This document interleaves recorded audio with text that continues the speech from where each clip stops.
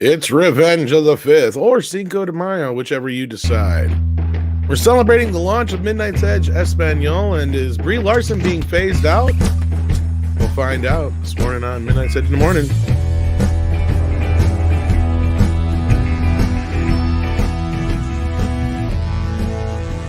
Good morning, kids. How you doing? Wow. It's not me. Yeah, wrong show. And we do have a spectacular show for you today. Because, as Tom mentioned, today is Cinco de Mayo. So we have something very special planned for you today. First, we're going to be talking about all the latest pop culture news. And that's quite a bit of Marvel and Star Wars. That's kind of what's dominating, isn't it? And then in 1 hour, we have the very talented actor Jesse Borrego joining us. And then later on, we have Nina Diaz, another extremely talented performer in her own right that will coming to join us. And of course, Paulie will also be joining later on, as you see is here in the chat. Quite a show for today. So, gentlemen, how are you? Rob? I'm doing the best I can, as I always say, with what little I got. So Cinco de Mayo, today is actually the 5th. May the 5th be with you. And I always circulate a picture of Scotty holding a bottle of scotch. Revenge of the 5th. Yes, Revenge of the 5th. Well, anyway. All right. Way to drag that one through the mud. Anyway, how's it going, everybody? Yeah, because you stole my intro anyway. Today is actually, ironically enough, though, today is my niece's birthday. Well, happy birthday to Rob's niece. And she always said when she was much younger, why does everyone say I'll like my birthday more when I get to college? I said, trust me, you will. Just trust me on that one. And also, I saw that John in the chat also had birthday today. So happy birthday, John. Yeah. And speaking of the chat, we have quite a few people joining us today. I see some regular faces. D. Bud Martin is here, and he says, "Hail, chat." Natasha is here, which is awesome. Our Wrench is here. And we also have Prince Andrew is here. Fear is the Mind Killer, which is such an awesome name, is here. Billy D. Is here, and Mags is here. So really, really cool. We appreciate every single one of you that have come to join us. Sander Hammerstag is here, and we have a couple of super chats to start us out with today already. And let's begin with some of those that we can get up on screen right away. Roger H sent us a super sticker, so thank you so much for that. And Spider Unlimited says, "Hey all," hi all. Thanks, Mead, for the show last night. Had me cracking up. IH forever. I think he's referring to the Midnight's Edge After Dark show, which of course was really fun. Yeah. And then we also have House Atreides, who this is a two-parter. House Atreides says, "Hail Midnight's Edge, happy Cinco de Mayo day. Here's another throwback. Do you remember Eddie and the Cruisers 2, Eddie Lives, 1989? I have never heard of that. Guys, do you remember that? I remember it. Eddie and the Cruisers 2, yeah. Yeah, I remember. A dozen years since, or better since I've seen more than that since I've seen God, it. I do have it on Blu-ray with the first one, but I've just not watched it. Oh my God, that's a long ass time ago. Really, it's been 30 years, 31 years. Holy cow! It's pretty scary when you think about it. Yeah. And on that note, House Atreides also says, "I like the sequel better than the 1983 original. Great rock and roll movie. Damn, the 80s was a great decade for pop culture." Yeah, so much of the pop culture today can be traced back to the 80s. So that is a very, very good point. And then we have Nicky D, who says, "Hail Midnight's Edge crew. I seriously doubt Brie will be phased out of the MCU. Isn't she still on a multi-movie deal with Marvel?" So yeah, we'll get into that in a moment. First, I have to welcome Alejandro Montoya Marin, our guest from Monday, as a new member. So that's awesome. Welcome, Alejandro. Great to have you as a member. And then Stephen Otten says, "Greetings, Midnight's Edge guest wrenches and midnighters. I'm on the road again. Happy Revenge of the 5th." Oh yeah, that's on the road again. Yeah, cool way to put it. And of course, happy Cinco de Mayo to everyone of Mexicano heritage. And we also had a couple of super chats from before I can get to on screen right now, but I can get to them here behind the scenes. Mags sent us a hot super sticker, so thank you so much for that. And HyperGyver2 said, "When will people learn that Feige has sacrificed the MCU on the altar of wokeness? We need to just move on. Marvel clearly doesn't want our money," which I think is an opinion that many seem to have after his most recent comments as pertaining to Doctor Strange. We'll get into that in 1 second here. Before that, the Jack of all casuals said, "So who brought the Corona beers? Come on, guys, we can't celebrate Cinco de Mayo without them. Morning, guys, and happy Cinco de Mayo." Yes, indeed. But let's get back to the Marvel things. Gentlemen, did you hear the comments that were making the rounds in conjunction with WandaVision, where Kevin Feige basically explained why there wasn't a Doctor Strange cameo? Did you hear this? Rob, you're muted. Yes, yes, I am muted. Dang it! I'm still, Andre, come on. I'm still looking at my phone and say, "Wow, there's a clock in it." So, repeat the question, please. Yeah. Okay. No, question. I'll answer the question to repeat it with it. Yeah. As far as what he's saying, I never finished watching it, so I didn't see the actual ending. And I know people have talked about it left and right. You're better off for not having seen it. Yeah, and the whole idea, I think that I wonder if maybe they had no idea what was going on the other side in that whole Luke Skywalker level cameo was meant to be that, and Elizabeth Olsen had no idea that that shit never got filmed, perhaps. Because the way these things are done, it's very possible.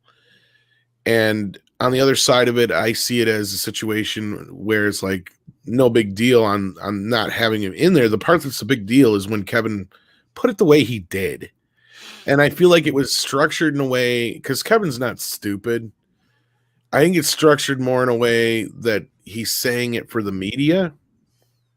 But again, the more and more faith I put in him, the less I feel like it's being put in the right place the farther we get closer through all this stuff. So I don't know. Just like another one bites the dust. What else am I supposed to say? Well, it's for the media. Because the comment was basically that what Kevin Feige said was that the reason they didn't include a Doctor Strange cameo towards the end of WandaVision was that if they had done that, it would take away attention from Wanda herself. But the real sticker is that they would have. It would have been another white man coming to show her how to do magic. So like white mansplaining. Now he didn't use that exact term, but that was what many took from his statement, that it could be interpreted as like, we can't have a white man come in and tell her how to do magic. Well, actually, I think he used the term mansplaining. white guy come in to mansplain how to. I think that's what he said, and I think that's the point of contention. Well, do we have the? Can we find the quote? Yeah, I'll find it. Yeah, but yeah, hey, Kevin Feige, you're barking up the fucking wrong part. I'm letting the F words fly now. You're barking up the wrong tree here, bud. Come on. The people you're trying to appeal to are not going to watch WandaVision. They're not going to watch Falcon and Winter Soldier. They're not going to go see Doctor Strange in the Multiverse of Madness. Okay? Just get it out of your head. It's the same people that say, I don't watch Star Trek, but this is the greatest Star Trek series of all time. Referring to Discovery. Like, how do you fucking know then? And this whole and you know what? I'm banging my head against the fucking wall again about this. This is the same reason why they haven't gotten a Nova movie off the ground yet, is because they're trying to figure out a way to get around having another white guy as a superhero in the Marvel universe.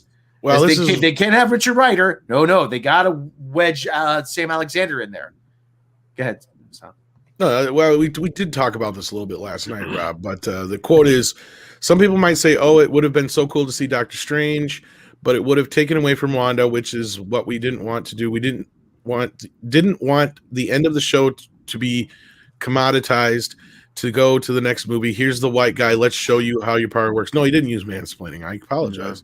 Well, he might as well have, though. Yeah, that's what I thought, that he didn't use that particular term. But of course, it comes across that way. Yeah, but see, to me, the way he's saying it here, it almost feels like he's just saying it because he knows that's what they want to hear.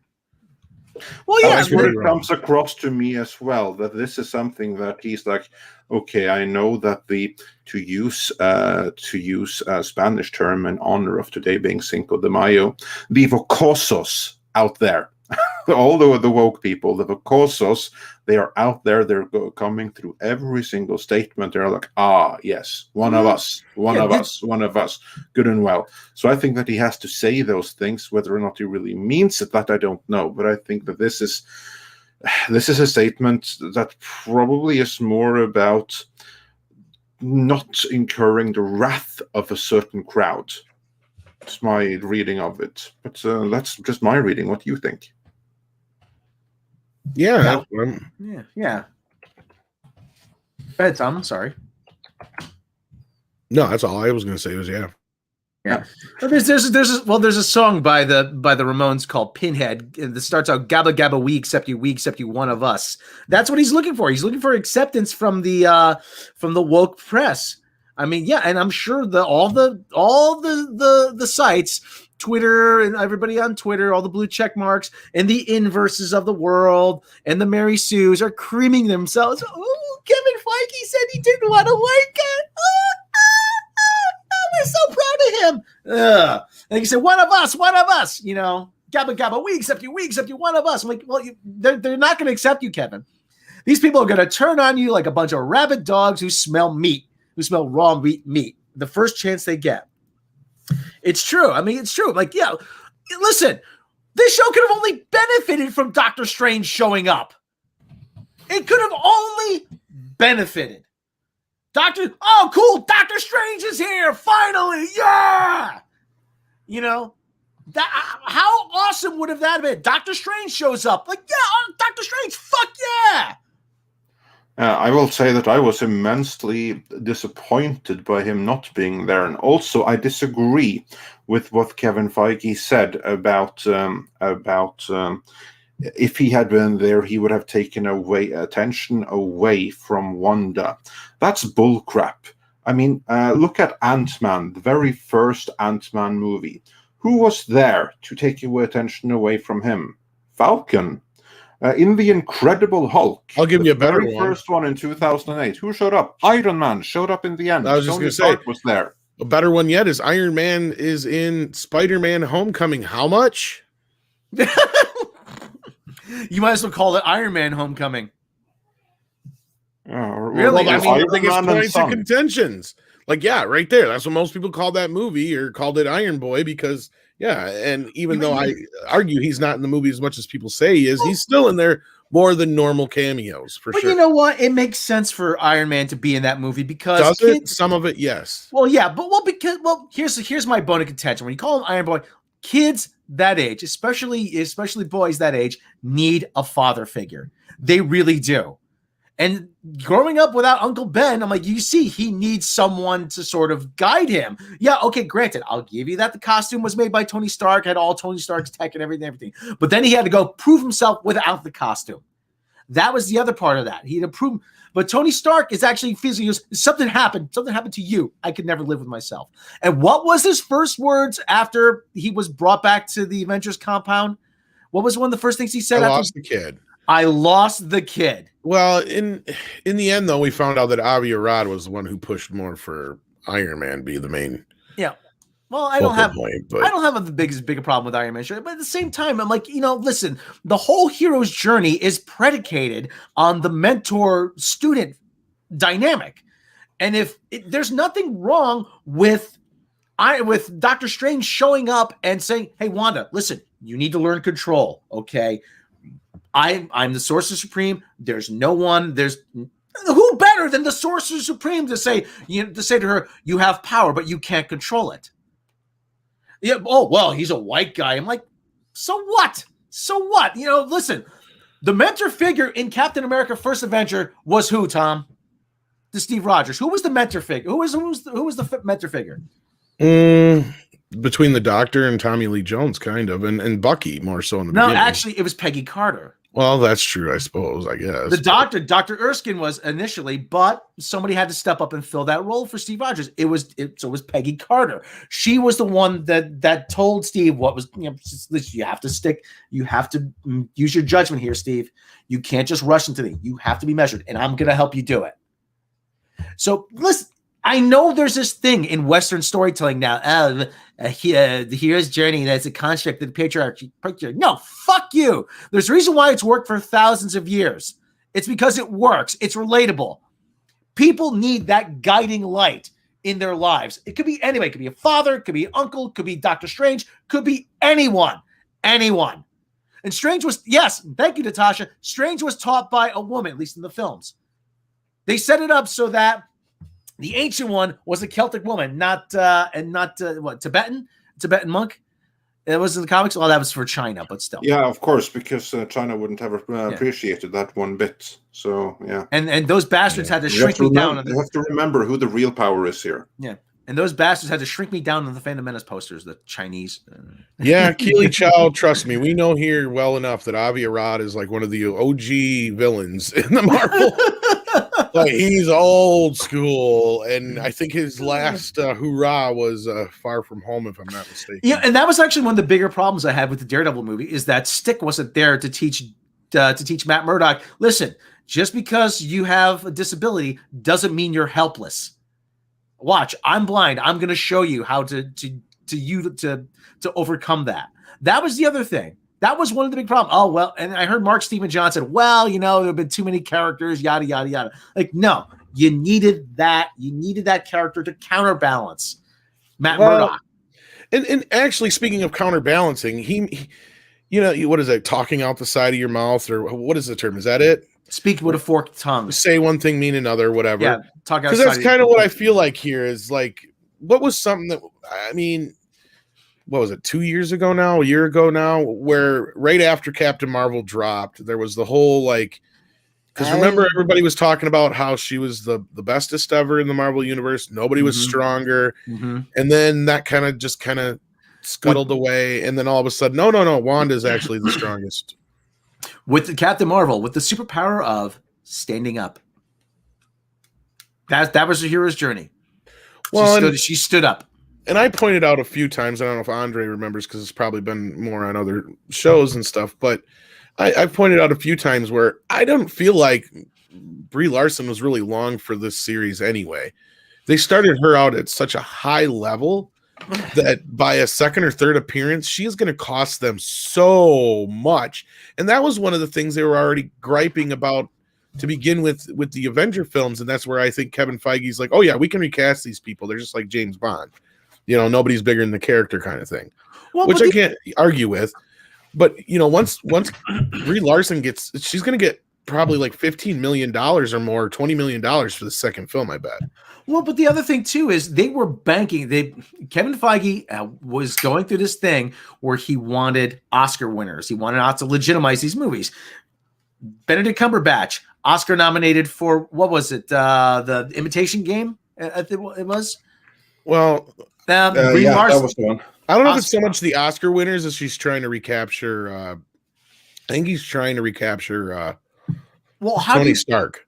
Because Robert Downey Jr. was like a flash in the pan, like because all the other people besides Samuel Jackson that he's really casted have not been A-list actors. Mark Ruffalo, meh.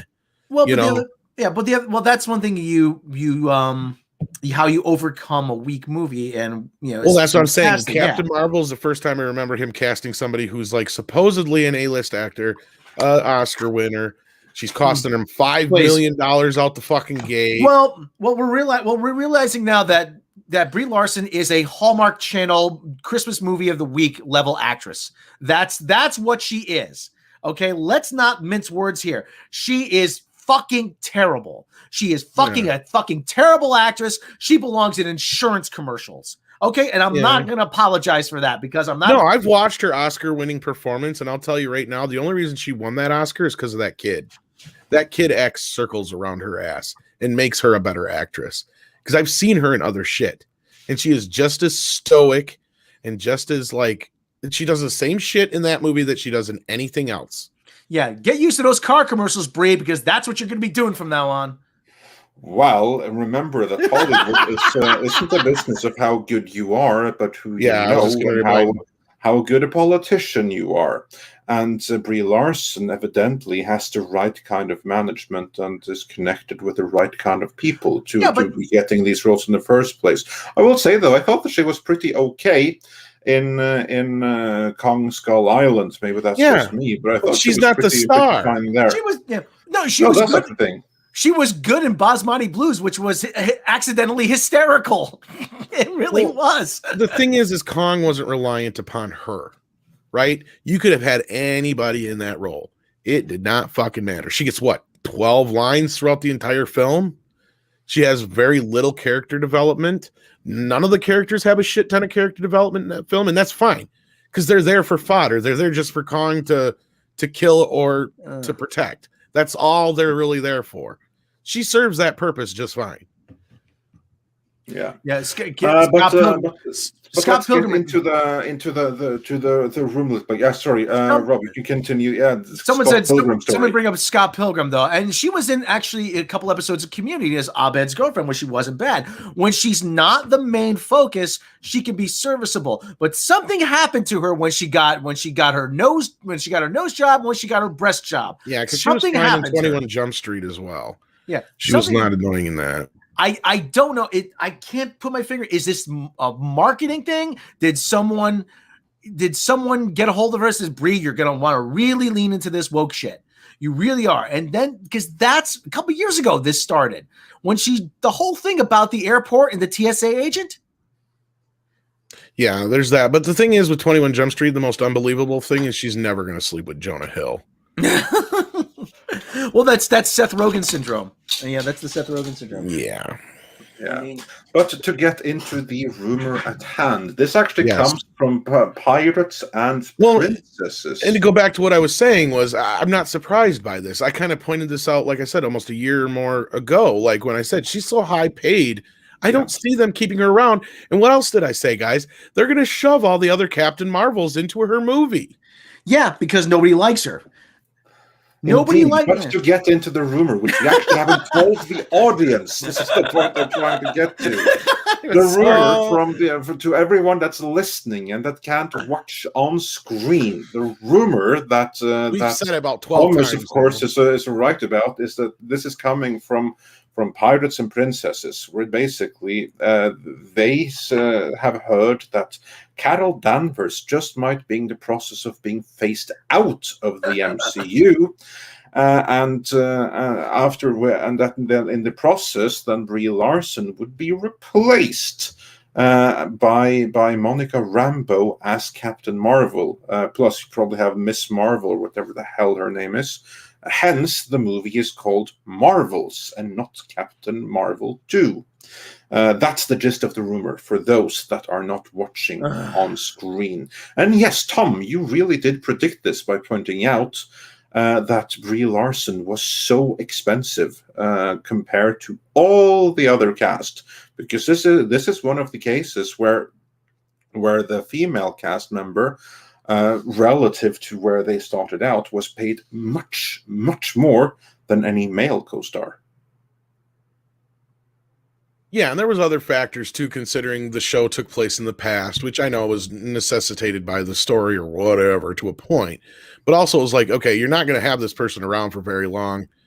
And yeah, she also had multiple appearances. Well, guess what? She's already made a couple. And I don't know how many it was for. Maybe it was for 3 or 5. That's generally what these go for. And sometimes they make them for like a lot of movies, but that doesn't mean they're going to use them. Like I'm sure fucking Edward Norton had probably a 5-picture deal in his contract too. That didn't go very far. Joaquin Phoenix was the first choice to be Doctor Strange, but he only wanted to do one movie. Yeah, I remember that too. Yeah.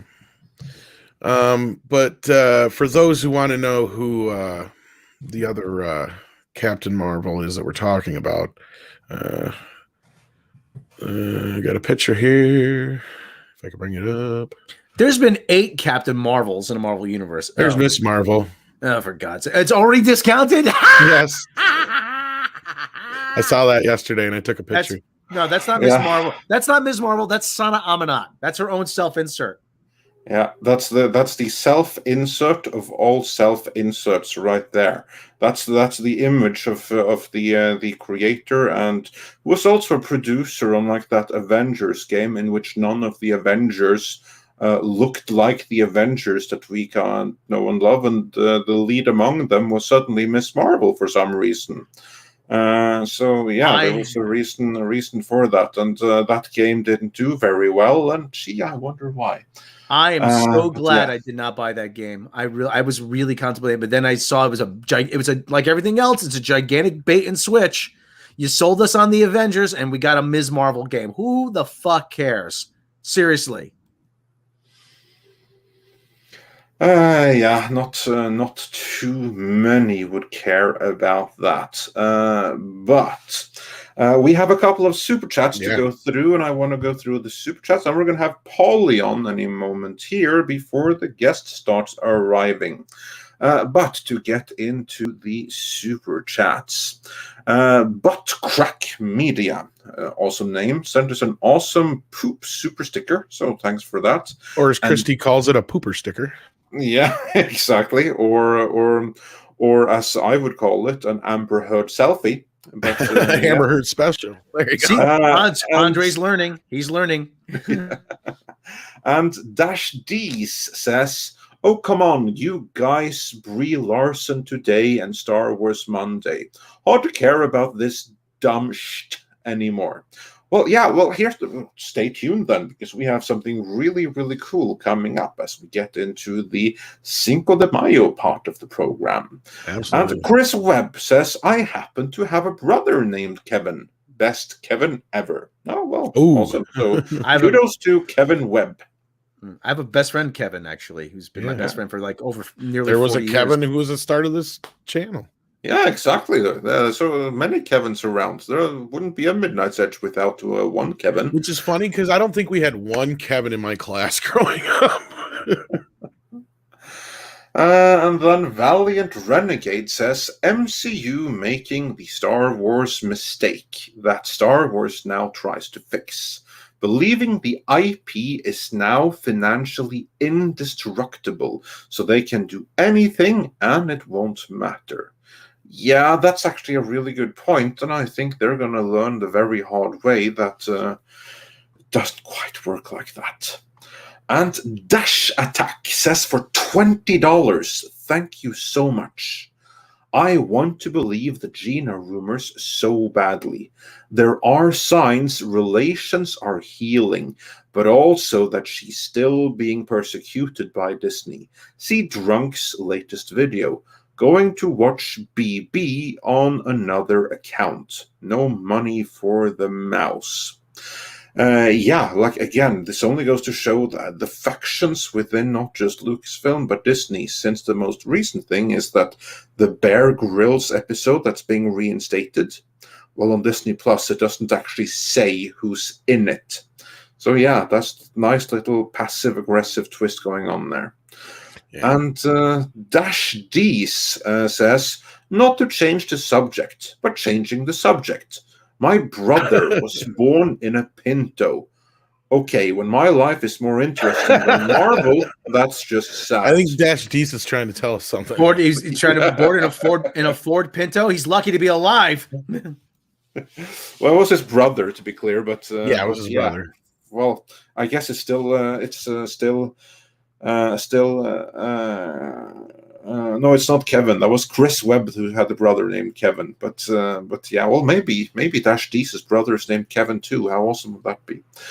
And then Hyper Guyver 2 says the MCU is dead until the X-Men arrive. And even then, they are most likely going to do Dark Phoenix again. And then stupid crap like the Hellfire Gala. Yeah, that's assuming they'll even be allowed to call the X-Men.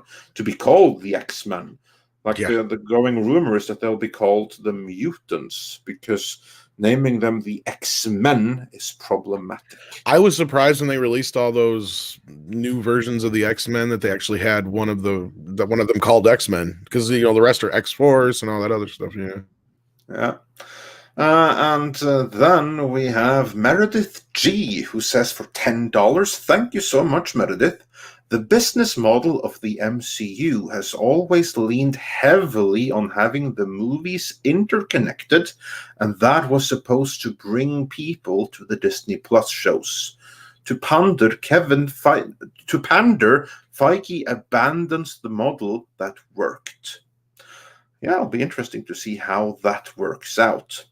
And then Dash D's says for 20 Canadian dollars, serious for a moment, do you guys think Alan Shore in Boston Legal was a good example of really high-level combination of a well-written character cast properly in a well-created environment, just as contrast new content?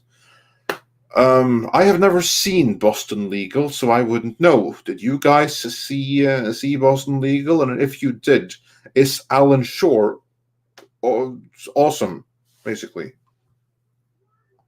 Boston Legal, I only saw it a few times. That's actually pretty good. My parents used to watch it a lot. That was the one with William Shatner, wasn't it? Yes, it was. Yes, William Shatner. Yes. One of my best roles ever.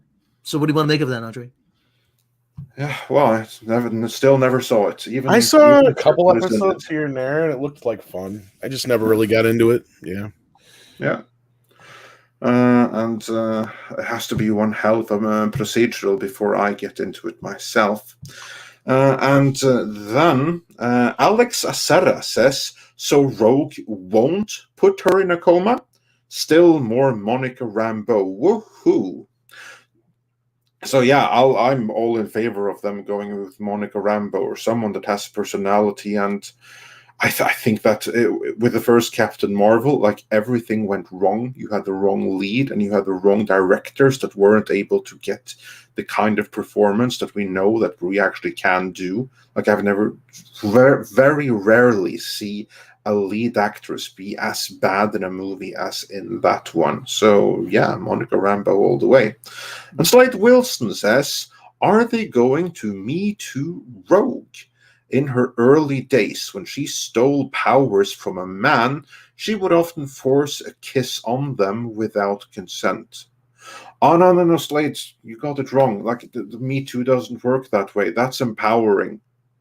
It's like that door swings one way only. Women can dolphin love all they want. It's men that can't. That's exactly. Like, seriously, this thing about equality, that's a thing of the past. Like, no one wants that anymore. We're not going to. One thing we won't see is that flirtation with Gambit and Rogue.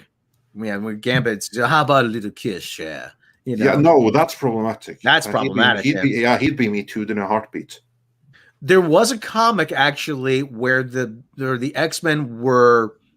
I don't remember which issue, but they were restrained, and somehow, and who do you call it? Nightcrawler knew that Rogue was the best chance of them getting out. So he goes over, he leans over, he gives her a big kiss on the cheek, and then she gets his teleportation powers, and then she frees them all. Well, but that would be seen as problematic these days.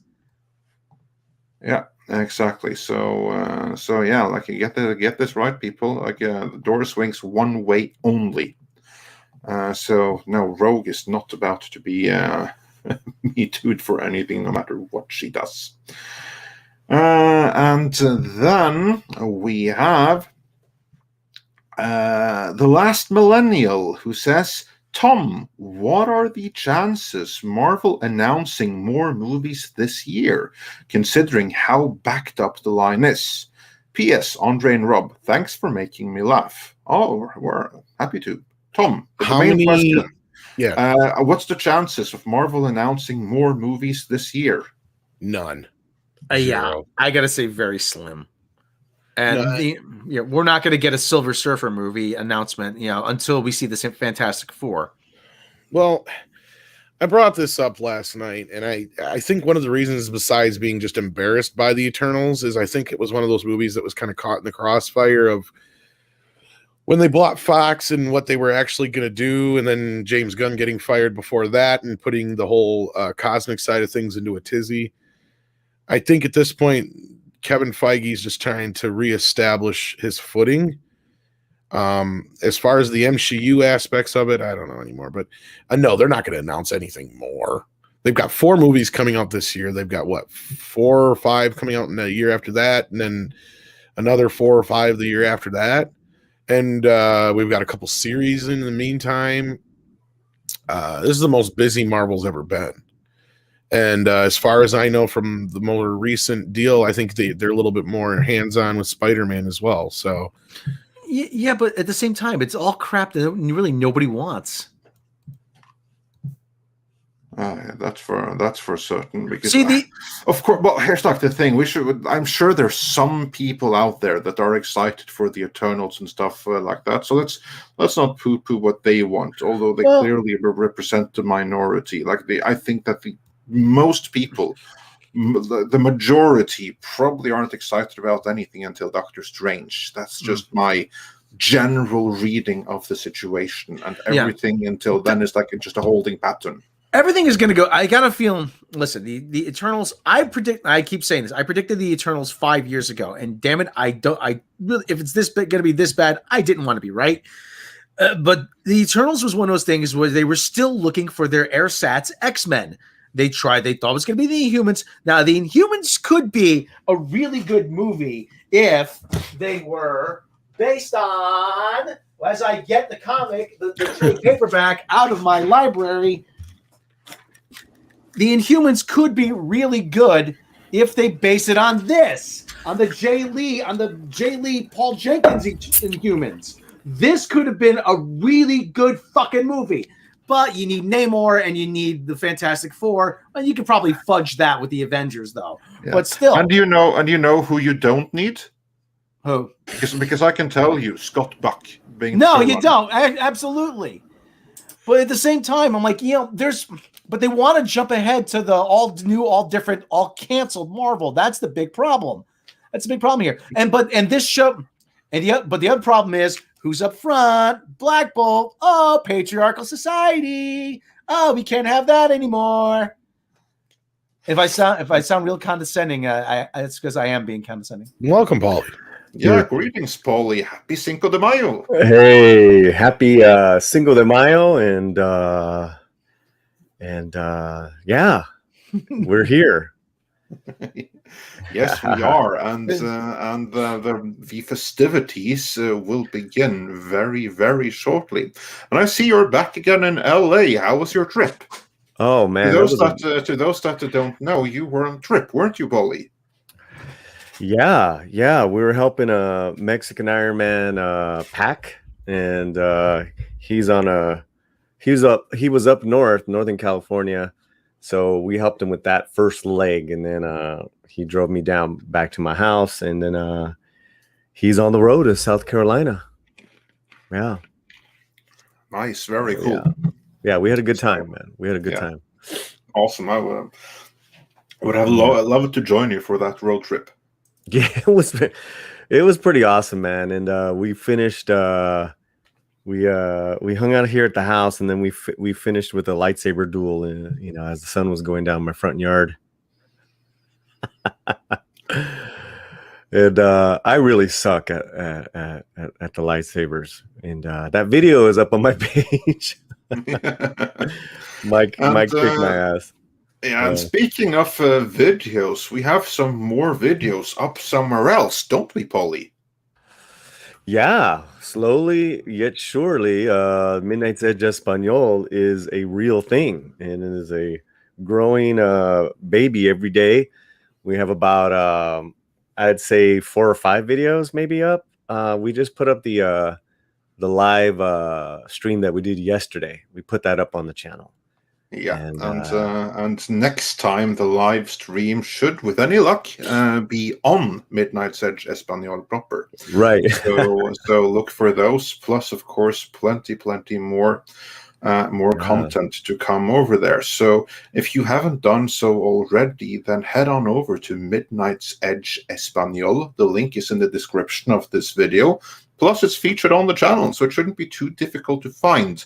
It could use your help because, as everyone that's tried to start one knows, it's not so easy to start a YouTube channel and get that early traction.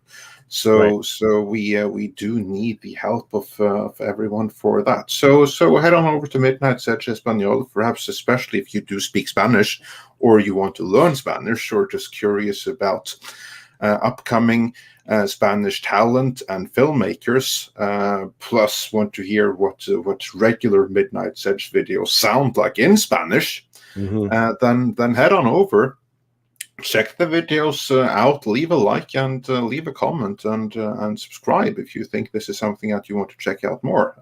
It'll be well worth your time, I think. Yeah, I mean, even on a support tip, guys, everyone that even if you don't speak a lick of Spanish or a little bit, it is like 70% Spanish right now as far as the live stream. It'd be great to get that initial support right now. This first week, let's get everyone right now in the chat. If you can head on over and do a quick sub, man, we would really appreciate it. And we're gonna have a lot of original content. We have 2 great interviews we put up on some actors, and we got a filmmaker, we got some musicians. So the content is never ending. Tomorrow we're gonna have Mexican film journalist Alfredo Galindo with us, and I cannot wait. I actually get all my Hollywood information, whether it's in English or Spanish, through him. He's pretty on much on the ball. So yeah, that's really it. That's really the pitch. We really want to make a dent early on. Let's crack 1,000 real quick with all you guys, wonderful people that have known and loved Tom and Andre and Rob, who channels his inner Brie Larson. And Rob, I like how you put it. Well, I mean, I come on and you're channeling your inner Brie Larson was classic.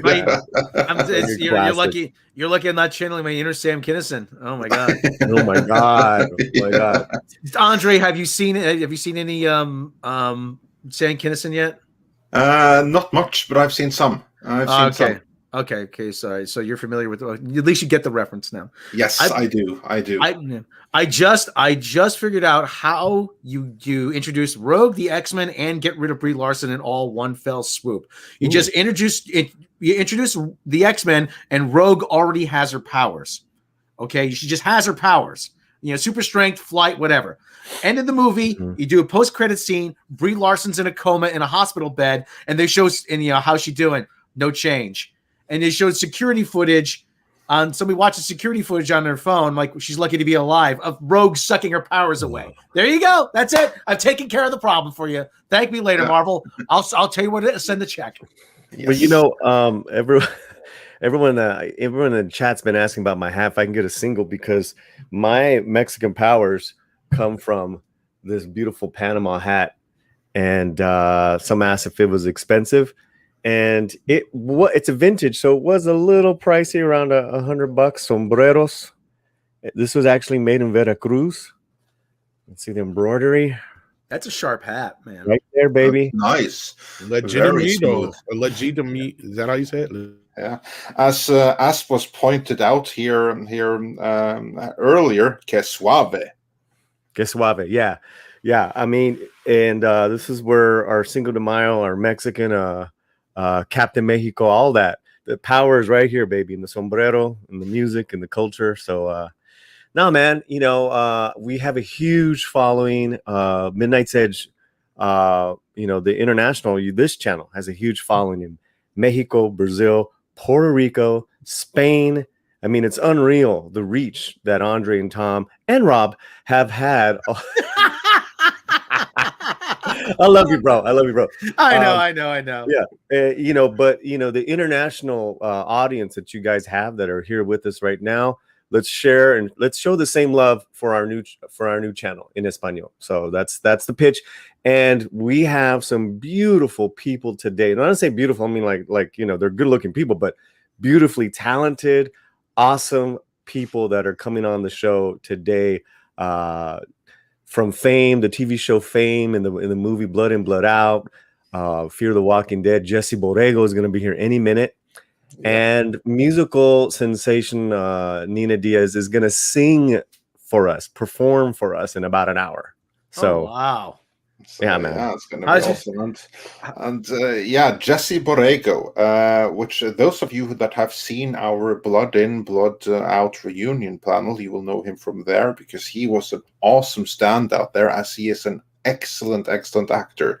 He's been in so many things, not just Blood In, Blood Out, although that is one of his more recognizable roles. He's been in everything from Miami Vice to Married with Children to ER, to so many things. And he's so cool. Like, he's one of the coolest guys I've ever seen. So look forward to having him on any moment now. Until then, we have a couple of more super chats. Unless there was something else you wanted to point out, Polly. Just real fast in the chat. Ray J. Oldenburg, Tom says, Polly needs another channel. Midnight's Edge, no comprende for gringos. That's Midnight's Edge after dark. That's that's when I join, or that's when Tom comes over to the Latino slant. Yeah, whereas Alex Ashkin says, Rob will be responsible for Midnight's Edge Italiano. Yeah. It's me, Mario. But this is awesome. Everyone in the chat, awesome support, Andre. Let's see where we're at. I'll do a sub count in a second, but thanks again, guys. Yeah. And also, Jorge Burgos Jr. says, I'm Puerto Rican and I'm not excited for MCU Phase 4.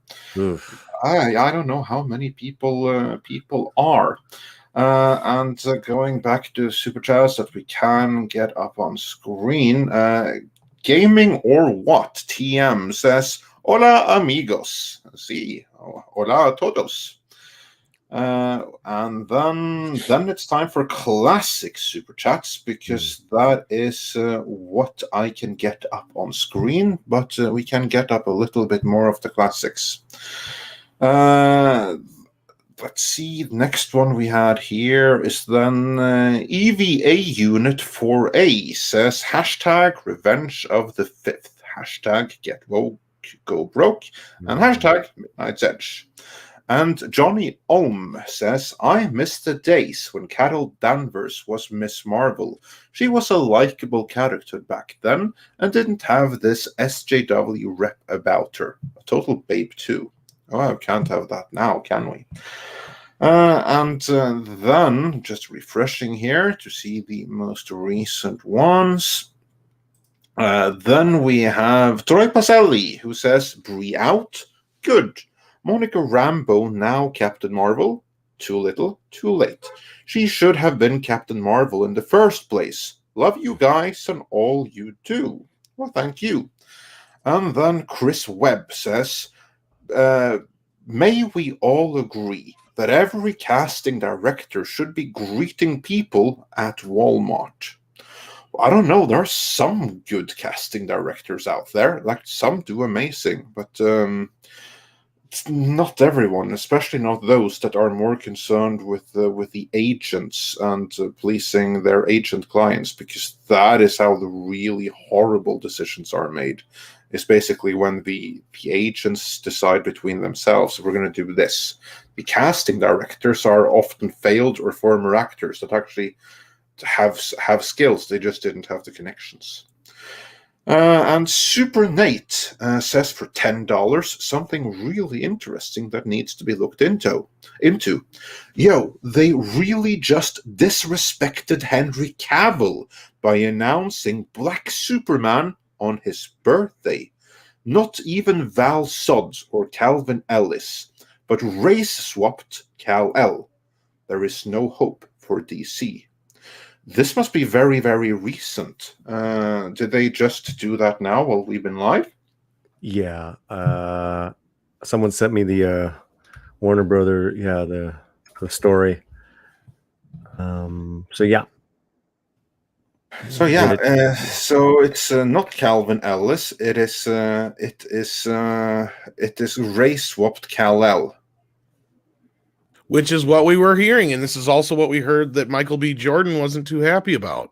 Yeah, correct. Because he did not want to be a race-swapped Kal-El. He wanted to be his own character, is what we heard.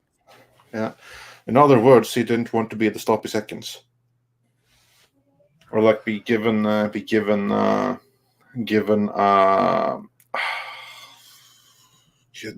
this. Oh, here's a consolation prize.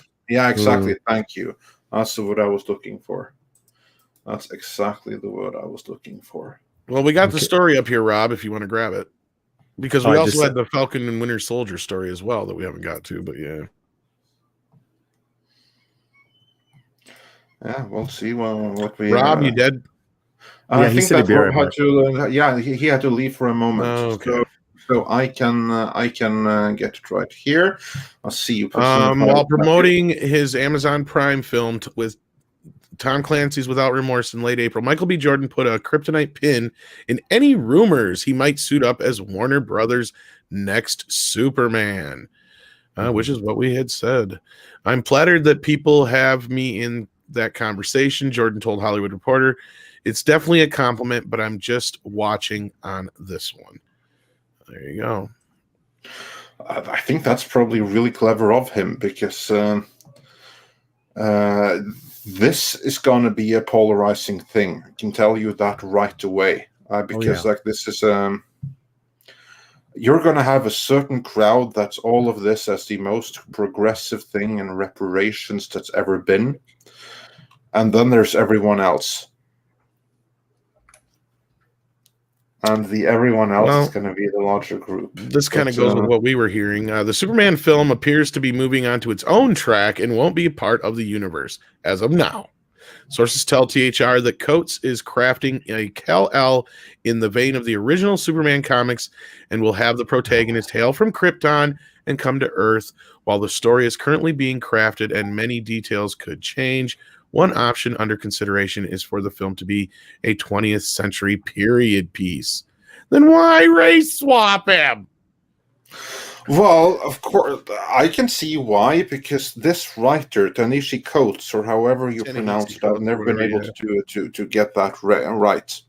He is, before he is a writer, he is an activist. This is in everything he says, everything he does is his activism. And the activism basically boils down to white people bad and ideally need to be taken out back, every single one of them. That's kind of like what it boils down to. And if he does like a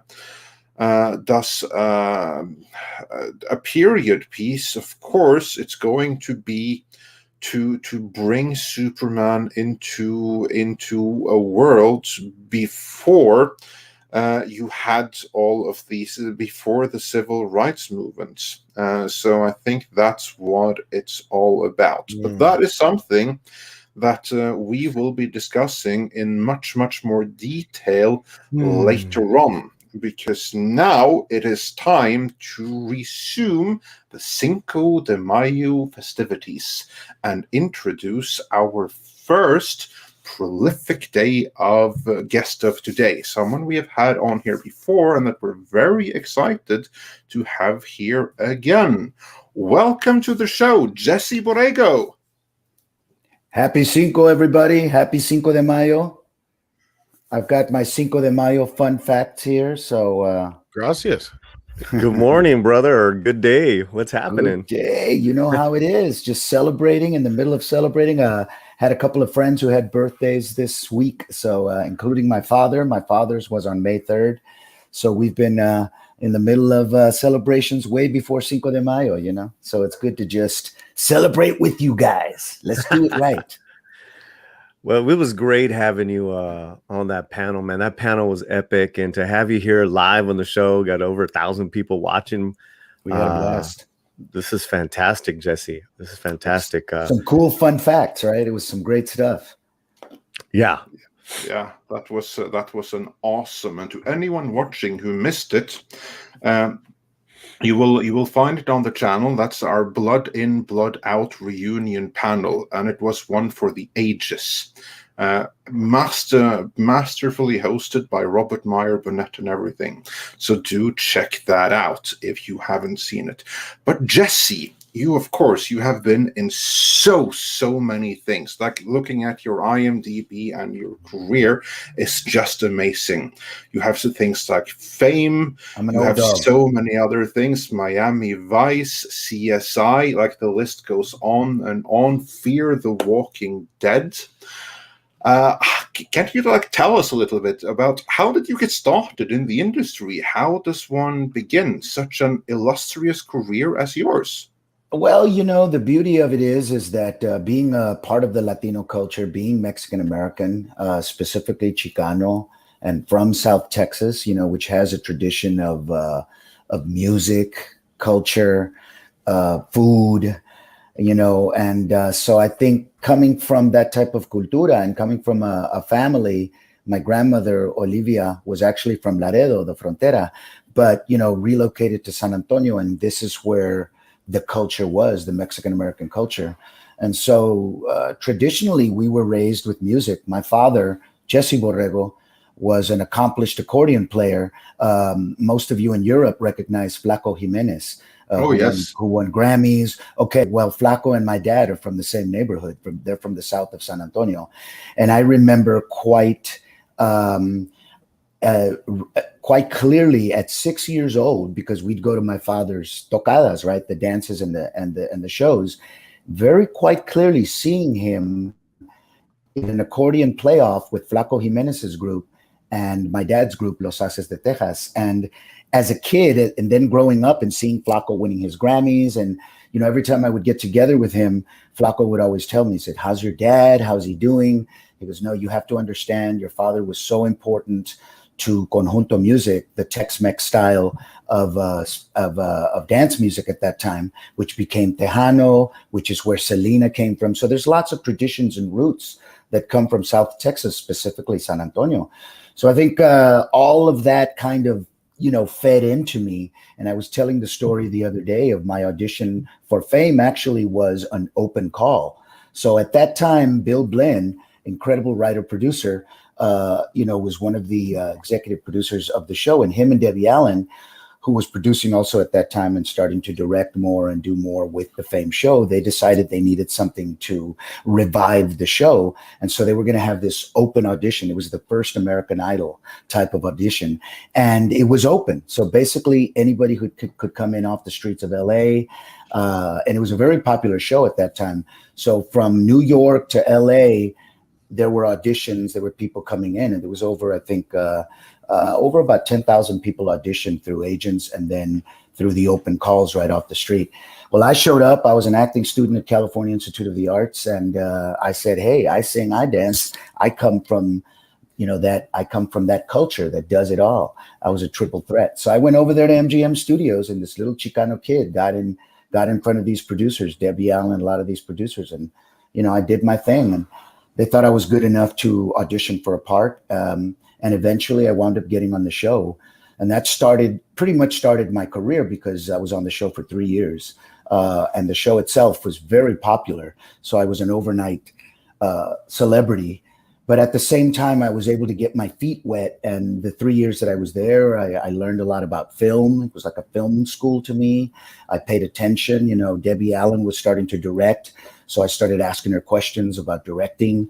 I learned about production, you know, so now as a producer, I have all of that knowledge. And it just created something in me with this new kind of medium that I took all of that talent that I had as a performer, as a dancer, as a singer, but it all was also rooted in that cultural root of who I was, you know, and that inspiration. And so it was great that the character himself, Jesse Velasquez, was originally, it turned out that the character in the background story was actually from Mexico, and he was actually undocumented. In one of the episodes of Fame, I had to sing for my green card. Just so you know. So as you see, all of those issues are issues that as a Latino and as a Mexican American, I've had to actually deal with in my community. So to be able to work them out in this kind of artistic way and then show them to a mainstream audience, like the type of audience that Fame had, it kind of spoiled me, because from then on, I was very specific about the things I chose. And that's why you see the hits in my career, because I had to say no a lot of times, because frequently in American cinema and in American television writing, the Latino character is the villain. He's the bad guy. He's the immigrant. He's the victim. And so I fought against playing those types of characters. And I'm sure my friends appreciate it, because I gave them a lot of parts that I didn't want. But at the same time, I think for me, it was important to really service that mission and that vision of making sure that in my career, if people looked at it, they were going to see positive characters. They were going to see complex and very real 3-dimensional Latino characters. And we were going to be proud of who we were, you know. Yeah, very, very good points right there. And yeah, your career is awesome. But here's like the thing, that you started out in Fame. That was like your first big break. But many get like that first big break without there necessarily being any more. Many, they get that one thing and then it kind of stops there. But you were able to go from there to bigger and better things. And one of the things that I at least think really helped put you on the map even more was your appearance in the hit show Miami Vice, which was one of the most important shows on TV at the time. How did you end up there? Well, you know, the beauty of having been on a hit show like Fame, all the casting directors would watch the hit shows to see who the new latest talent was. I was on the show for 3 years. So for 3 years, casting directors got to see me develop, you know, not only as a character, but as an actor. And I think, if I remember correctly, the casting director from Miami Vice was a good friend of Meg Lieberman, the casting director on Fame. And so it was a referral of sorts, because that was shortly after the show had finished. And I wound up working on the show twice. You know, I did 1 year, and then they loved me. And the next year they invited me to come back and play a different character. And so it was fun. And the beauty of that show is they shot it in Miami. So, you know, I got to go to Miami, and I think that there was a Super Bowl happening at that time. And Miami was hot in the 80s. The way it is now, that's kind of the way it was in the 80s, where it was a growing city, very exciting culture. And I remember actually when we did our press junket for Blood In, Blood Out, Miami was one of the best cities that we premiered Blood In, Blood Out at, because the Latino audience is so hungry to be represented. You know, so even though it was a very strong Cuban community, they understood, you know, the analogy with the Chicano community and the experience that we portrayed in Blood In, Blood Out. But I think all of that was, again, 3 years of being on Fame. And you talk about lack of diversity in television, lack of diversity in a lot of the work that's coming out of the industry right now.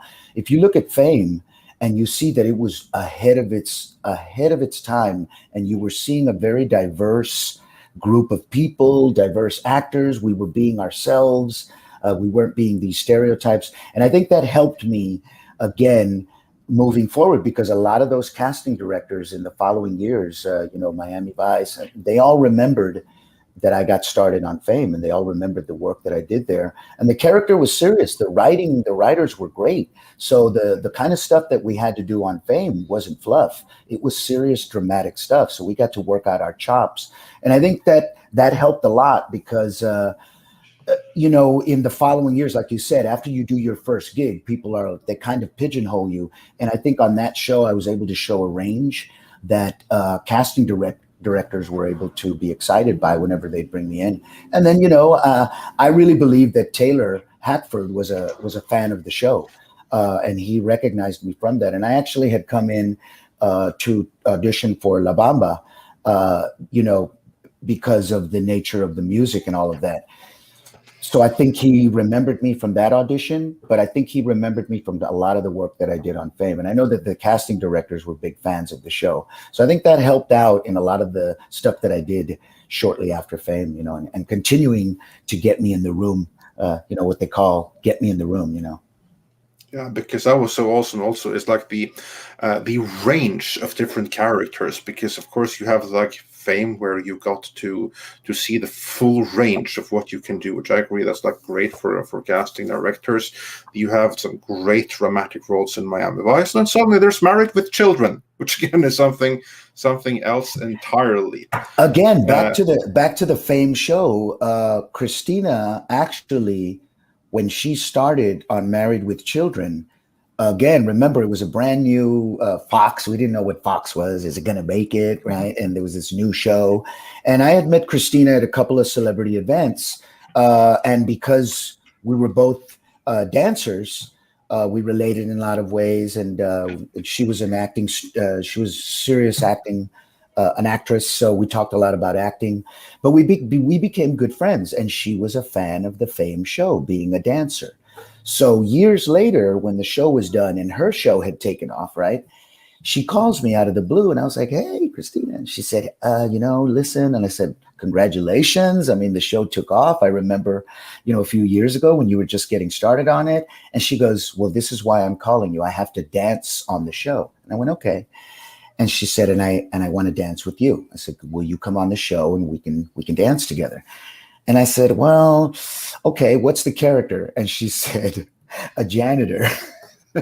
And I went, "Christina, I'm a serious actor, and I'm not really trying to do those types of parts, especially in a sitcom, where it's fluff, And she goes, I know. She goes, "I thought of that, but you're a hot janitor, and and I've got a crush on you." And I said, "Okay, I kind of like where this is going." She goes, and I said, "Well, listen," I said, "Who's choreographing it? Because now, as the show's been done, I learned a lot from Debbie, and I'm starting to direct music videos more. I'm starting to choreograph more. What if I choreographed it?" And she said, "Let's do it." So if you look at the credits at the back, talking about a multiplicity of talents. But if you look at the back, I get credit for the choreography for the piece that me and Christina did. So I'm really quite happy that it's so popular, because I get a double mark on that one. And so it was a win-win. She loved me on the show, and we got to do a great piece, and she's a fabulous dancer. She wound up performing with some hit group, I think, for a while as one of the dancers on their squad. But she's a multi-talented performer, and I think it was great to be able to meet her that way, as opposed to just as an actor, but as a dancer, and then also as someone that I choreographed for. So I was quite proud of that work, But again, Fame and the ability to show what I could do on that show. And I give so much praise and honor to Debbie for discovering me, to Bill Blinn, and to all of the producers, Meg Lieberman, the casting director. All those producers that were on that show really helped kick off my career. But again, it kept living on, because though that work kept getting me in the room, so to speak. And that's my Married with Children story, Yeah, very, very cool. And then we got a super chat from viewer Darth Damies, who says, "Hey, Jesse, I have the complete set of Miami Vice on DVD. yeah, that's a spectacular series. A friend of mine made a T-shirt for me after I'd been on it twice, and it said, "I died twice on Miami Vice." That's pretty awesome. That's catchy. Pretty awesome, right? Hey, there. I died twice on Miami Vice. Come on, that's a good one. This is very cool. I loved it because the second time I was on, again, the casting directors, knowing what I could do, you know, the first one was, you know, it was a kind of, they didn't know if the show was going to continue. So they were doing a show that kind of had a suspended ending, right? A cliffhanger. And so the cliffhanger was that it was called A Bullet for Crockett. And in the big chase scene at the beginning of every show, right, with the drug deal gone bad, we have this incredible chase scene through the streets of Miami. Me and this wonderful actress named Lisa Vidal, who's quite popular right now. She's done some great work, but I wound up working with her on a film called I Like It Like That. But Lisa Vidal was just in the Baker and the Beauty and the Baker. That was a very successful show last year. But if you look up Lisa Vidal, she was my girlfriend in The Bullet for Crockett. Well, she winds up, after they kill me in the big shootout scene, she winds up shooting Don Johnson, right? And Don's in the hospital for the rest of the episode. No one knows if he's going to die. And they go flashbacks of the entire run of the season because they didn't know if it was going to continue. Fast forward, the show continued. So the next year, knowing what I could do, the casting directors called me back to play this really complex villain who quoted Shakespeare and quoted all and was dressed like Prince with all of this frill. And I had long hair at that time, my long hair. So it was a very, very strange, eccentric character. But again, knowing my chops as an actor in this character, I had to pull off not only that he was a dangerous villain, but that he quoted Shakespeare and that he dressed like Prince, you know? So it was kind of like somebody had to pull it off and it had to be me. So again, the ability to show what I could do in other shows, I think that that's what led them to say, hey, we know that Jesse could play this character, you know, why not just bring him back and have him do it, you know? And so I think that's why I hold out. A lot of times people wonder, why do you hold out when you need to work, when you need to pay the bills?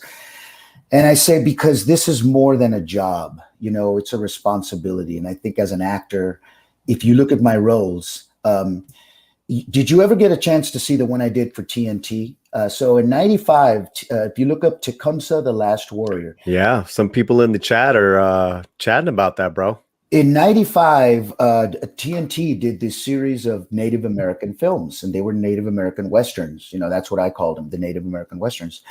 And they were beautiful. They did one on Joseph Bryant. They did one, they even did the Lakota Woman novel. They did that one, a contemporary one.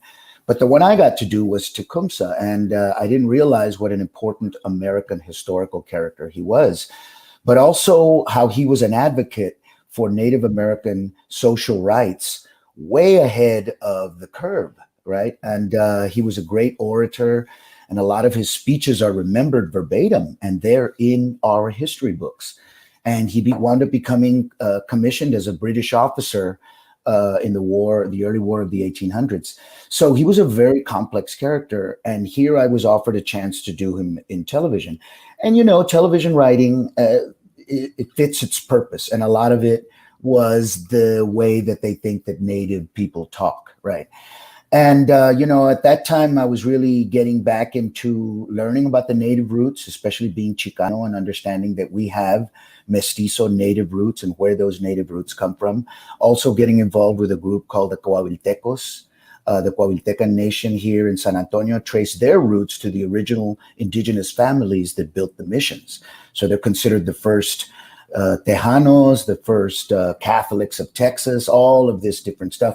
But more importantly, recognizing that we have indigenous roots here in Texas and here in America, right, that are crossed over with our Latino roots, especially in the Southwest.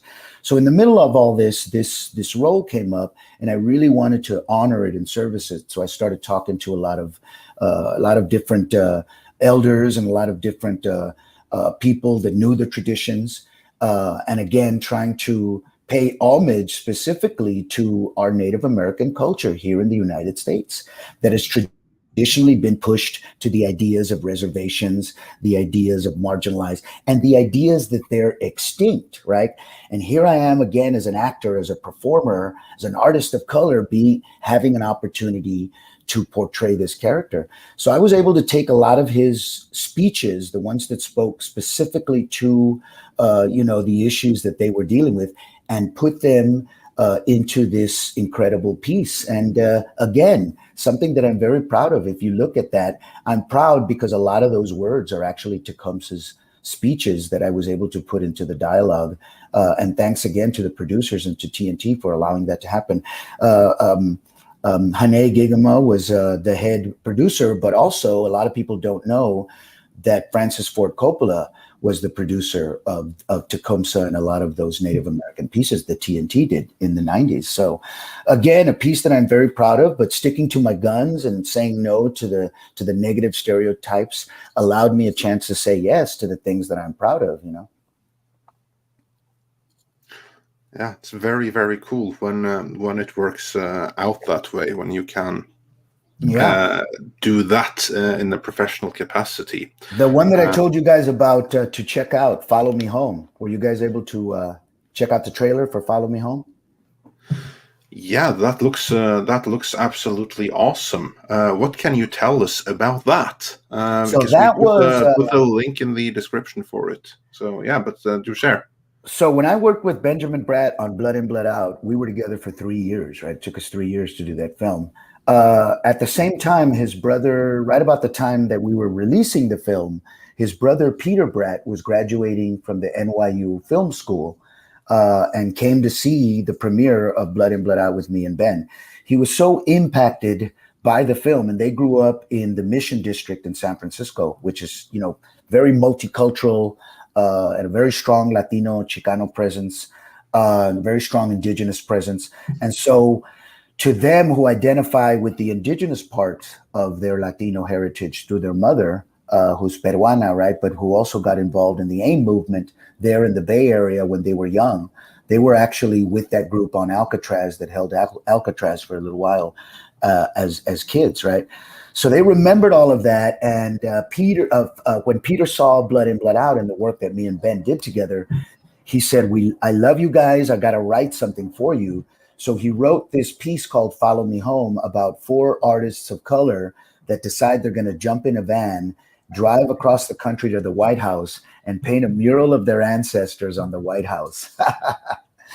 Along the way, they get waylaid by some Civil War reenactors in the middle of the country. So it's really a road picture, and it deals a lot about with cultural identity in the United States, especially when it comes from people of color, right? Again, a beautiful piece inspired by the work that we did in Blood In, Blood Out. I get to work with my brother, Ben, again, and I get to meet his brother, Peter Bratt. So, we had all kinds of wonderful people. You'll notice in the film a lot of people from the Blood In, Blood Out cast, Tom Tolles, Noah Verduzco, who played my little brother in Blood In, Blood Out, because again, we just used the pool of talent that we knew, right? The people that we were together with.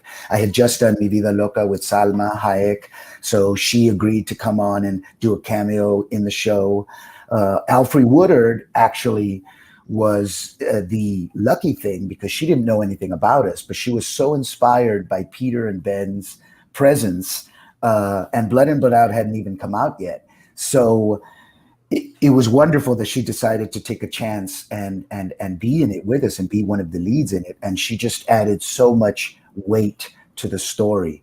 And again, this kind of modern parable about these lost, souls that are trying to find their cultural identity, their cultura, their raza, their casa, that's why it's called Follow Me Home. And it's a dream, right? It's actually a publicity stunt that my character has thought up. It's not even real. There's a kind of a betrayal in that because I'm dealing with a divided soul. I'm dealing with this kind of colonized mind. And advanced themes that we were already talking about in 1995. Well, it was a hit at the Sundance Film Festival in 1995. Everyone loved it. Hollywood hated it. None of the sponsors, none of the corporate sponsors, none of the Hollywood buyers came to the screenings, even though it was the audience favorite. And it did not, it was the only film that walked away from the festival without a distribution deal. So they tried to four-wall it. Of course, we ran out of money after a couple of seasons, and it got lost in obscurity. They got it back, but by that time they'd moved on to their other film, La Misión, which was also a hit at Sundance in 2008, right? So they kind of forgot about Follow Me Home. Fast forward to last year's elections and all the talk about, lack of diversity in voices, get out the vote. And so it was used by several get out the vote groups to stimulate a conversation about how important it is as cultura, as raza, to vote and to go out there and to unify our vote and to unify our vision. So they did 2 weeks of a free screening of the film and we had Ava DuVernay paneling. We had Dolores Huerta. We had Eva Longoria. We had Angela Davis.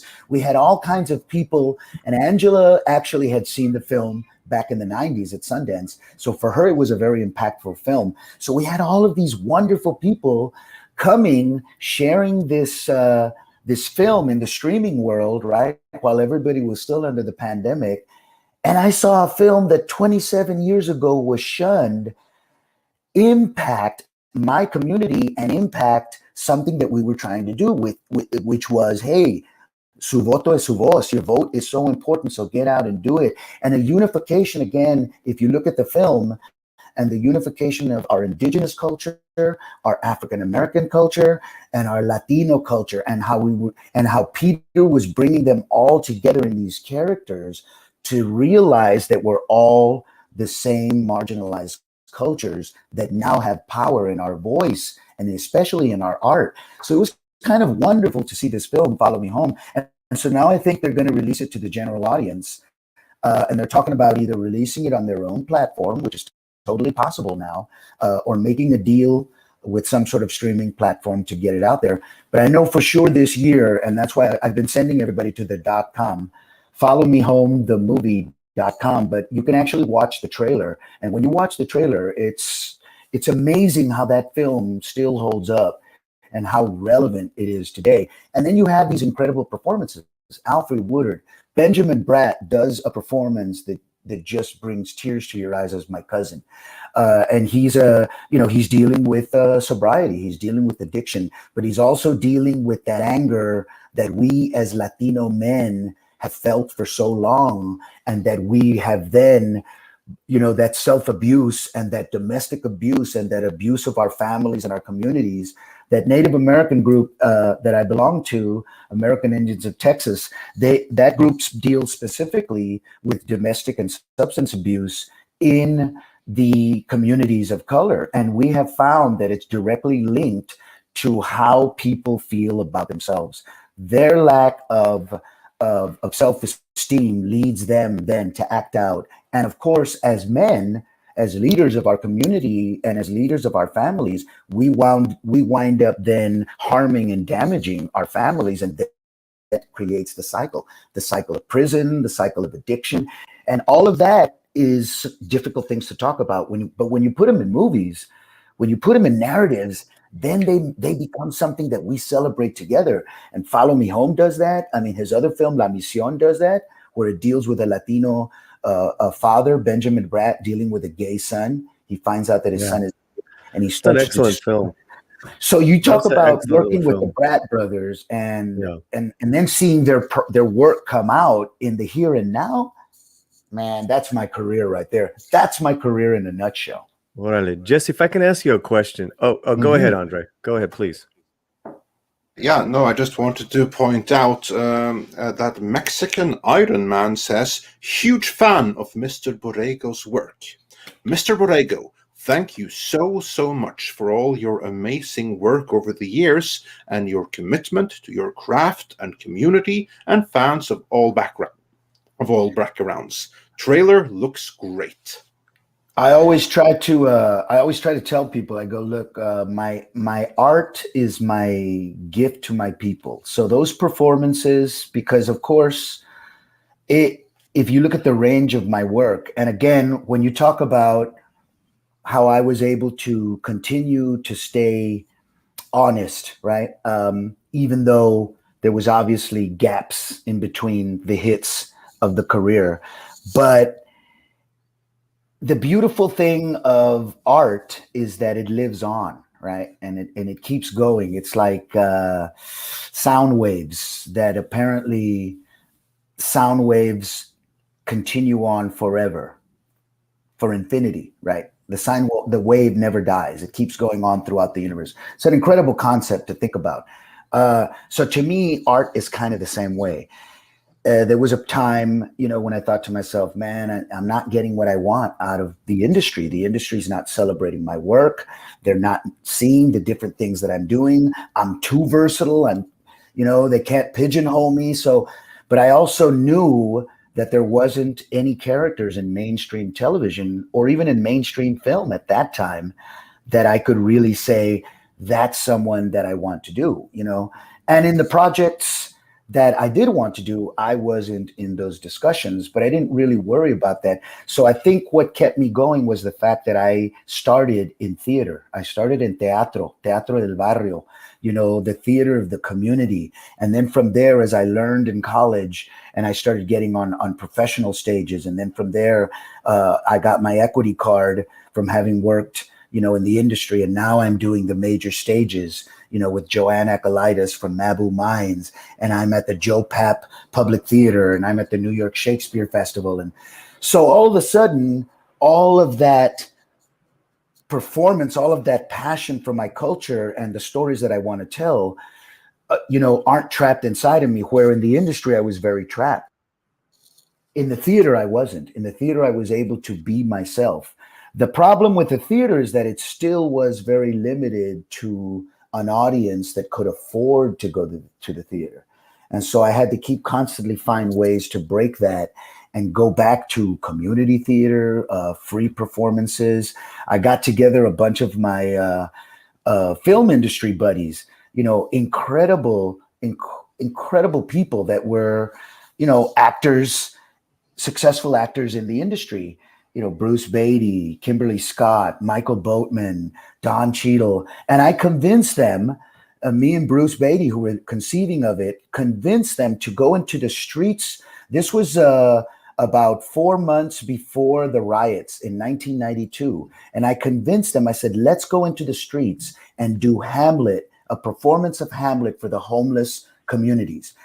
And we went to the homeless community in the Santa Monica Pier, and then we traveled to Skid Row, and we would find an empty parking lot, we'd clear it up, and then we would do an 11-person in the open air, an 11-person Hamlet. Very street, right? We did it very street, very contemporary.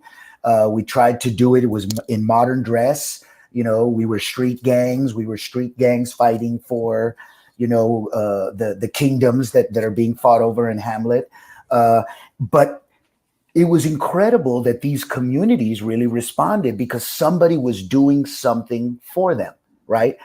And then we had restaurants come bring food for us. Antonio's, a Mexican, very well-known Mexican restaurant, came and brought food and fed the people while they were watching the play. And, it was very difficult to do it because we did it with no funding, no sponsorship, the getting together of all these successful actors and celebrities' schedules, and then convincing them for 3 or 4 weeks to travel to these streets in LA. And again, if you remember right before the riots, the streets in LA were very dangerous because of everything that was going on. And so it was interesting that 3-4 months later, the riots actually happened. And then we released Blood In, Blood Out that next 6 months after the riot. So it was weird how all of my life and the things I wanted to do were all kind of fixated right in those specific moments of creativity. So there wasn't really a payback in terms of monetary value, but there was a payback to me in terms of the spirituality of what I do. And so I think a lot of times when I look back at those performances and I try to remember what was going on at that time, there was very significant things going on that I was trying to address in those performances. So I think when people absorb them, they get that, you know, it isn't tangible, but they know that there's something more in that performance than just someone showing off and doing a good job. And I think that's what people resonate more in my work than, oh my God, he's a great, incredible actor. It's probably why I've never won an award, but. Well, you definitely should have been nominated in Blood In, Blood Out. Non-Latinos for decades have been so connected to Latino culture because of your work in Blood In, Blood Out. It's in the chat right there, David Stout, among others. Exactly. I can press it right here. You can take it, Foley, because I put it on screen. Yeah.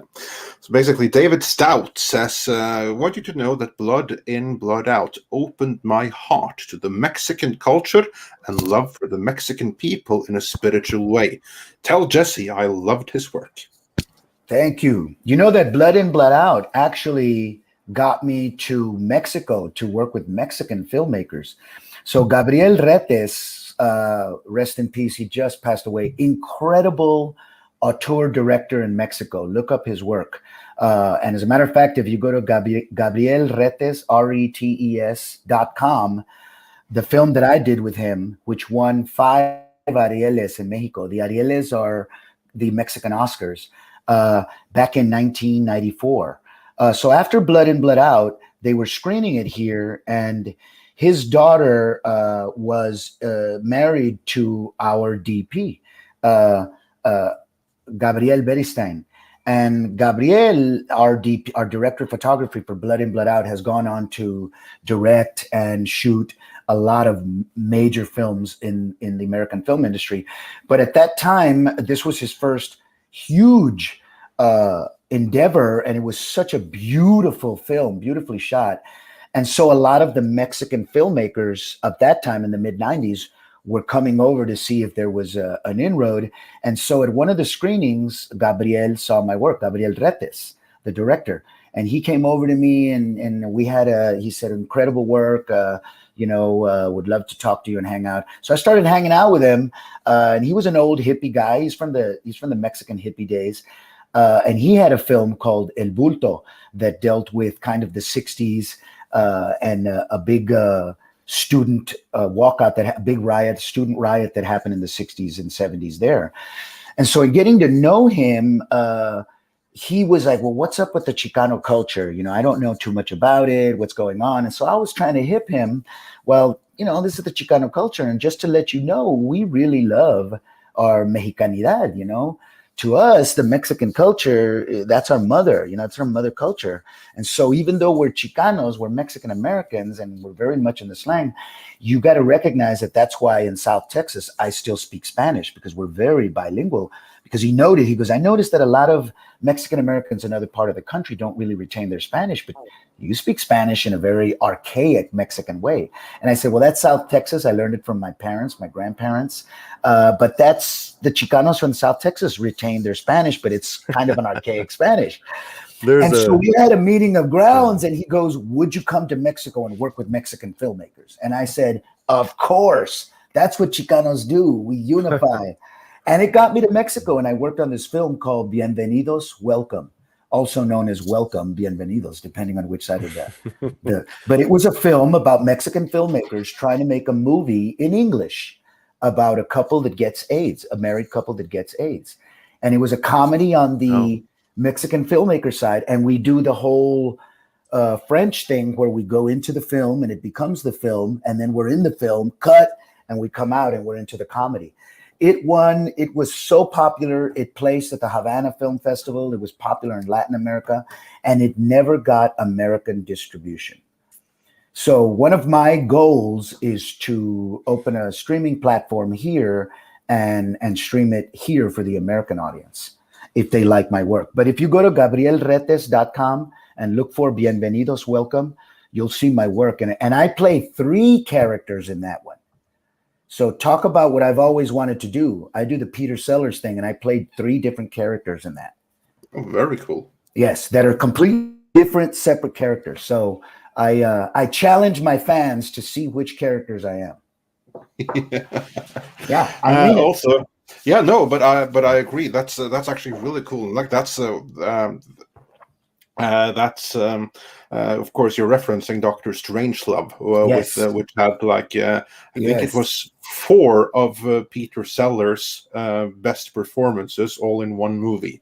But one of my favorite groups is Monty Python. And if you look at Life of Brian and the Holy Grail, it's the same guys playing all the characters. Or Life of Brian, yeah, it's like the same troupe doing everything. Same troupe doing everything. So I think Rob has played several of those characters here on Midnight's Edge. Yeah, also within the span of one stream. I got a Latino Chicano Monty Python-esque type of film. Take me back to Tepeyac, but it's something where I'd like to get all my favorite comedian friends to just and all of us do crazy characters, that's set in colonial San Antonio, right?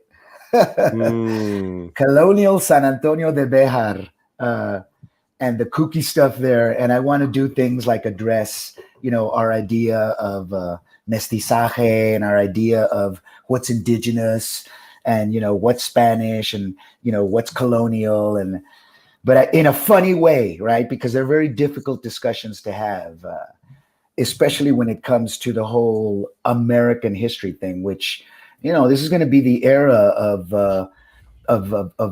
decolonizing everything, including our historical perspective. And being from San Antonio, I mean, they feed us the narrative of the Alamo the minute we're born, right? But the reality of it is, when you look at the true history, it was a Tejano battle. It was not an Anglo-American battle. It was a Tejano battle, started 20 years and 14 years earlier by the Tejanos, and all of the Southwest was rebelling against centralized Mexican European rule, which was Napoleon, which was Spanish, which we never knew which European country was running us. And so in the North, which was very separated from Mexico proper, the northern communities were the affluent ones. They were the cowboys. They were the vaqueros. They had the industry of the cattle, but they were very separated. And so in that separation, they decided, you know what, we're going to be our own republics. And that's where the idea of the republics came from. So by the time Austin and all these guys came to us, we were in the middle of an independence movement. They joined that independence movement. It was only later changed in the history books and propagandized to justify a lot of the land grabs that were happening in the early 1700s and in the later 1800s after 1850.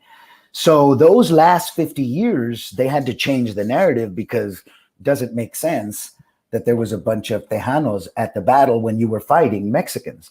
So they changed the narrative, and at the same time, Seguin, who was our last Latino mayor in San Antonio, got run out of town with his family under threat of his life. Mm-hmm. So you tell me what kind of situation was happening in San Antonio that 10 years after the Alamo, you're running out the people. Seguin is the one who escaped from the Alamo to try to get a message to get help for the Alamo people. So under threat of his own life, he sneaked out and with his Tejano riders took off to try to, and by the time he came back, the battle was over. But Seguin was a hero. All of those people were heroes, and they got marginalized in the history. So I have to learn this. Every Latino, youth has to learn this growing up, every Mexican-American kid. So by the time you get to high school, in your head, you're already the enemy. You're already the immigrant. You were never born here or are from here. And so those origins start to wear on your culture. So for me as an artist, well, that's what we do, right? We heal, we change, we tell the story that's not told.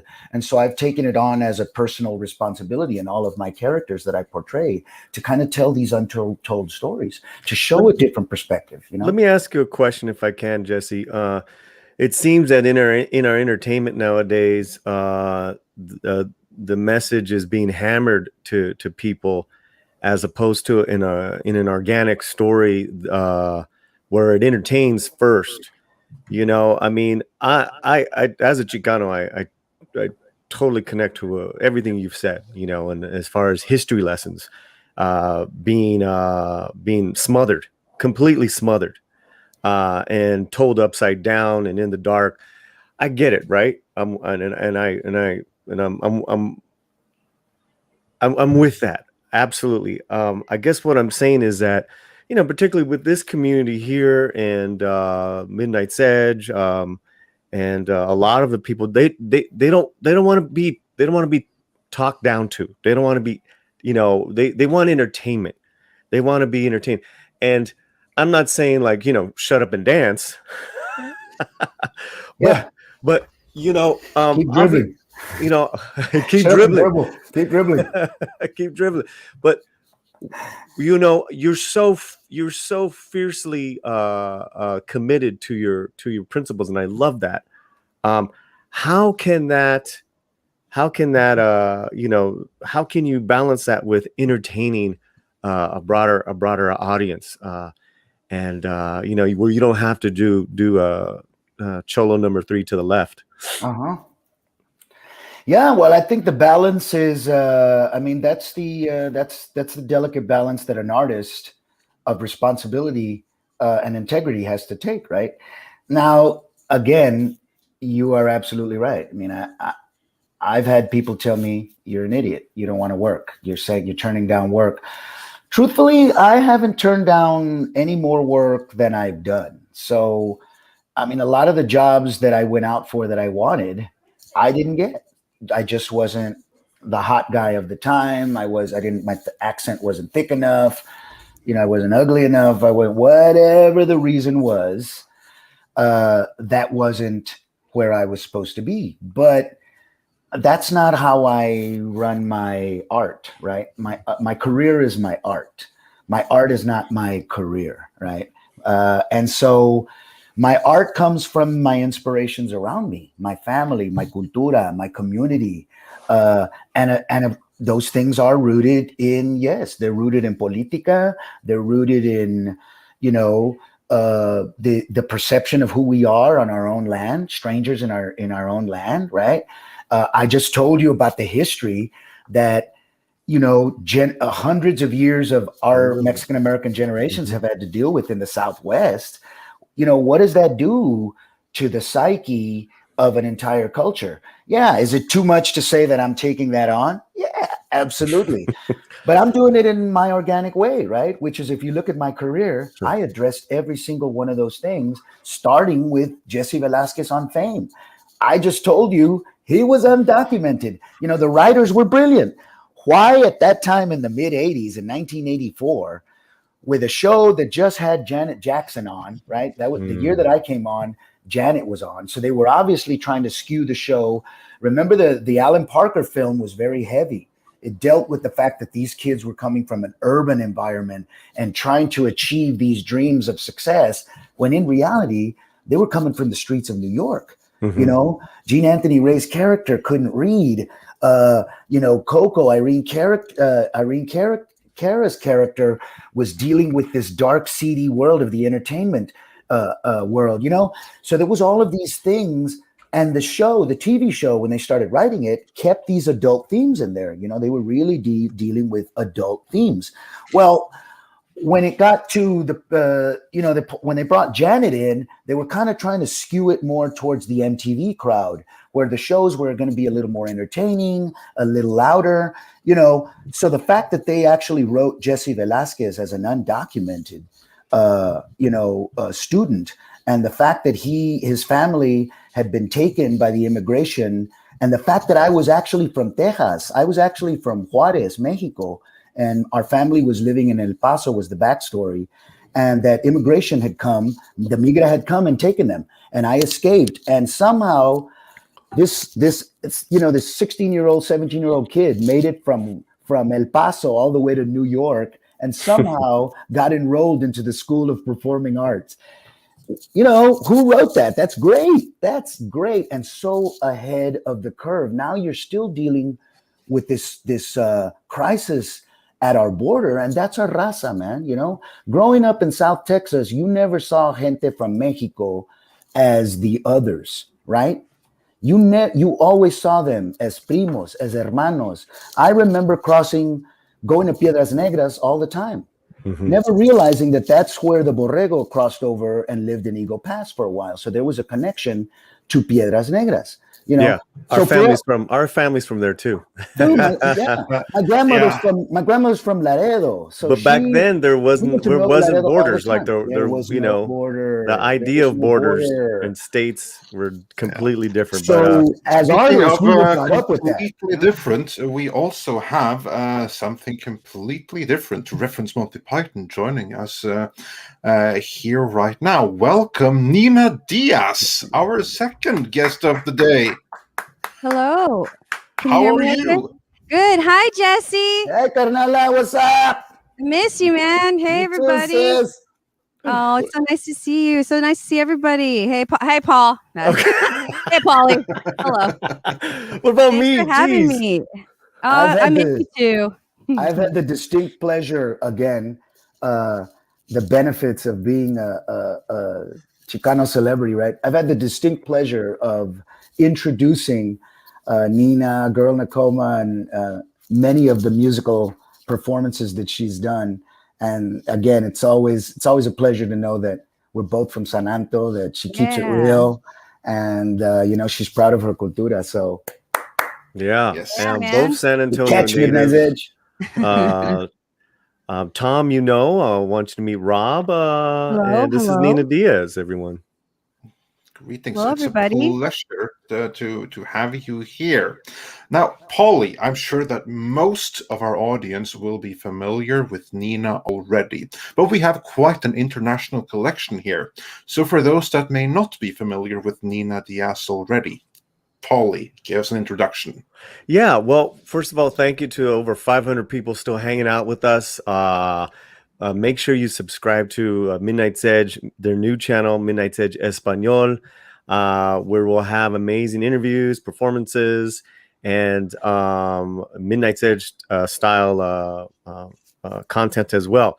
Nina Diaz has been on the cutting edge of independent rock for 20 years now. Her band Girl in Coma was a trio out of San Antonio, Texas, and was on Joan Jett's Blackheart label for many years. She was the lead singer and songwriter, and along with her sister and childhood friend, they toured for many years. And I feel weird because Nina's right next to me. Like talking about someone that's not here. I felt like because I was gonna drink water like a and now I'll tell you my life story. Reach over and take his hat there. So.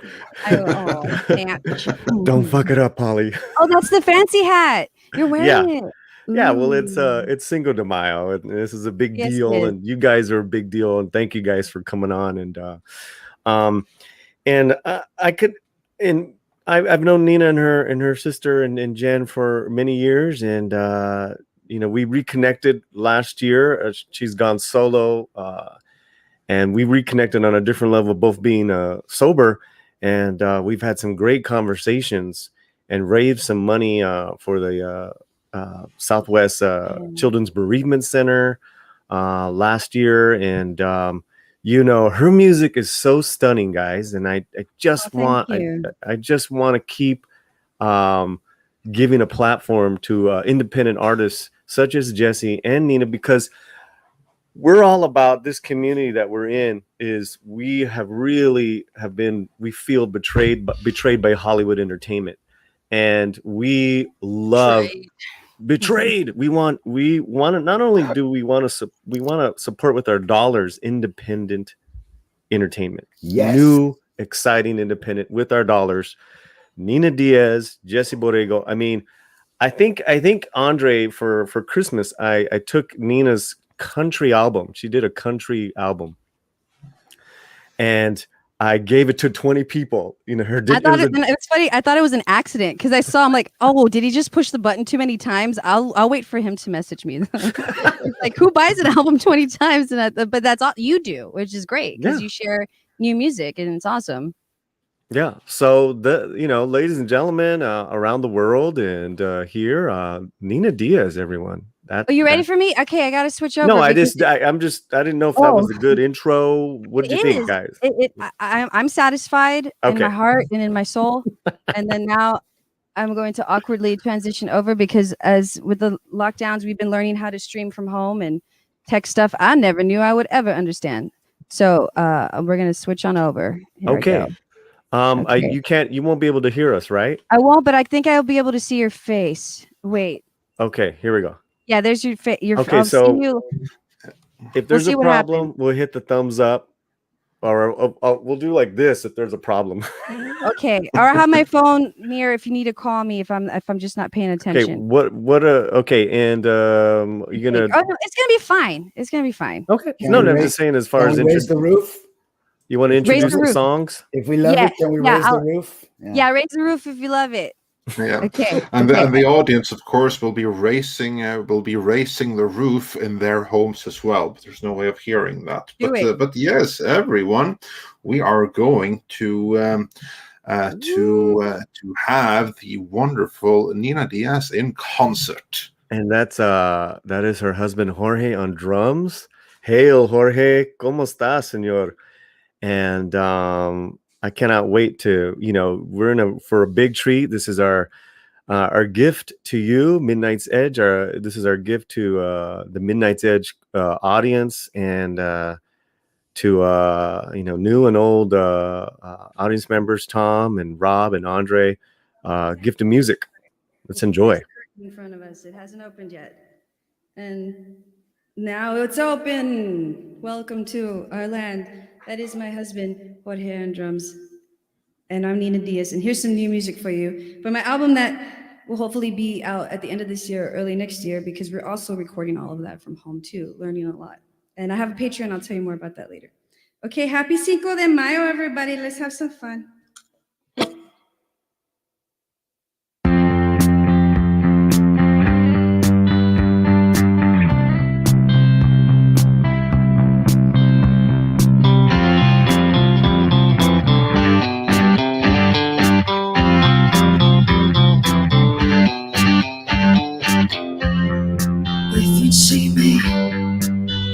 Believe in miracles.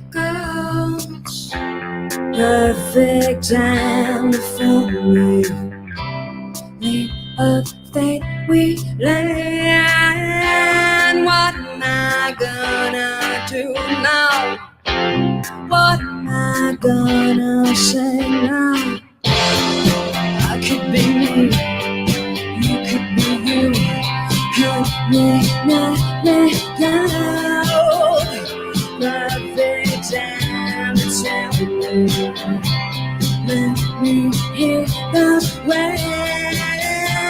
What am I gonna do now? What am I gonna say now? Run away from love. Look what we overcame. Run away from love. Chase me, embrace me, we overcame.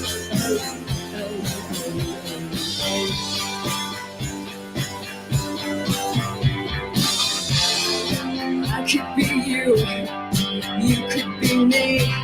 Touch me now, we're ground. Perfect time for me. Live on faith we land. What am I gonna do now?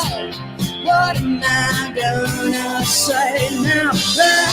Run away from love. Look what we overcame. Run away from love.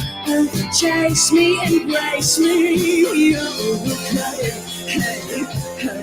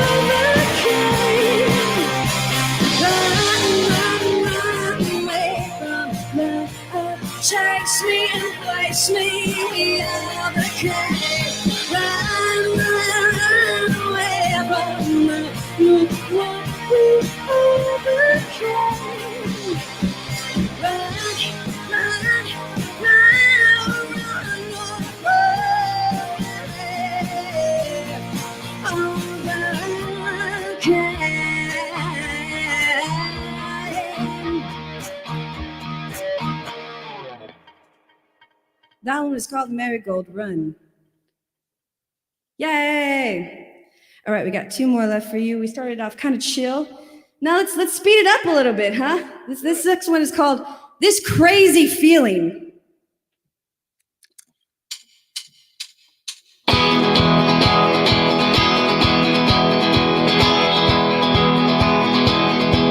It's 6 o'clock again, and I think she's gonna write you a letter. She is gonna tell you all about the way she felt the other night. And even though you told her once before you could never love her, she has this crazy feeling that someday she's gonna be your wife.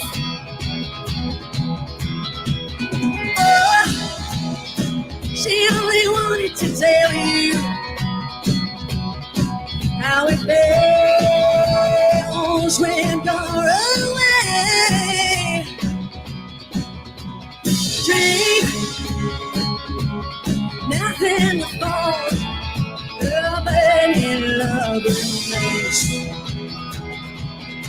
It's 6 o'clock again, and I think she's gonna write another letter. She'll seal it with a kiss and wish on the brightest star tonight. And even though you told her once before you could never love her, she has this crazy feeling that someday she's gonna be your wife. Oh, she only wanted to tell you how it feels when you're away. Dream nothing will fall, loving in love with her hands. Hey, hey, hey.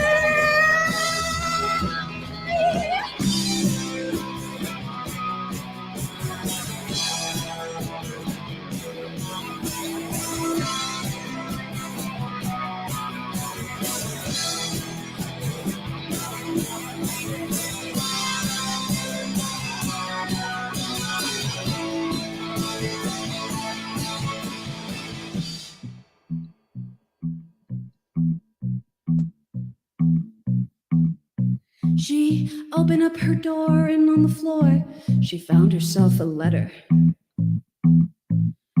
She held it to her chest and she thanked the gods and stars above. 'Cause even though you told her once before you could never love her, it said to whom it may concern, I think you found yourself your ever faithful love.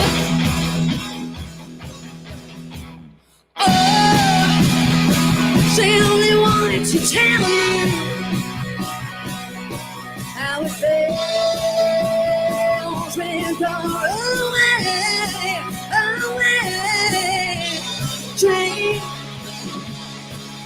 nothing will fall, loving in love remains. She has this crazy feeling that someday she's gonna. She has this crazy feeling that someday she's gonna. She has this crazy feeling that someday she's gonna. Woo! Yeah, little Texas. Woo! It's been a while, but I'm gonna get back there. For you, this next one is "Give It Doing All great. You Got." Just like the soldiers at the Battle of Puebla. Puebla, 62, baby.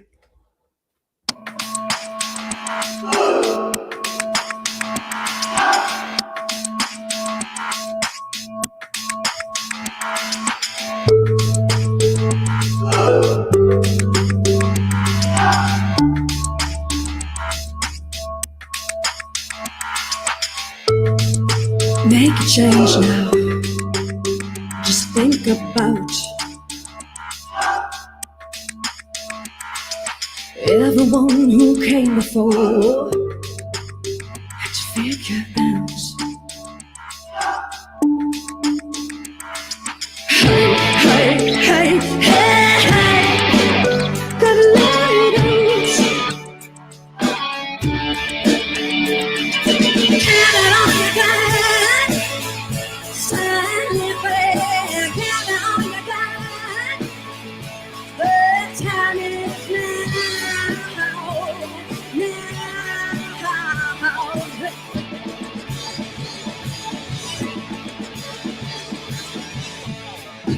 Beat the checks now. Don't waste your time feeling down. Dreams become reality, identity, mentality. Set you free, meet your curiosity. Hey, hey, hey, hey, hey.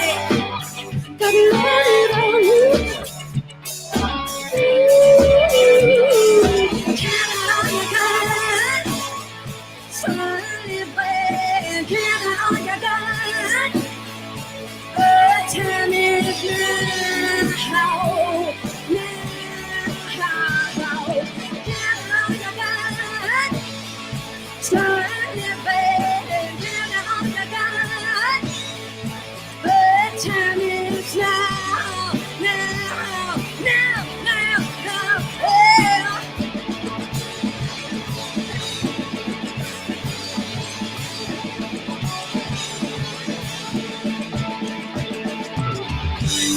Hey now, let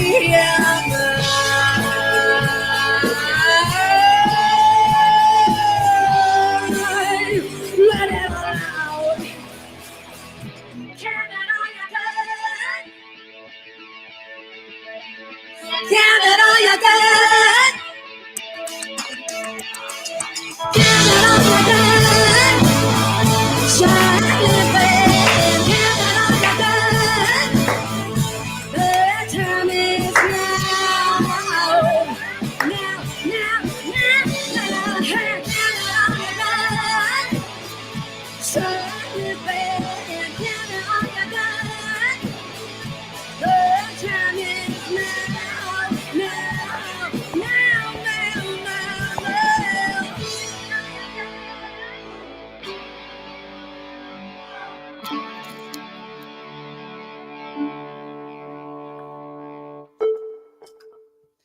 Thank you. I'm gonna go right back over there so we can chat. Yay!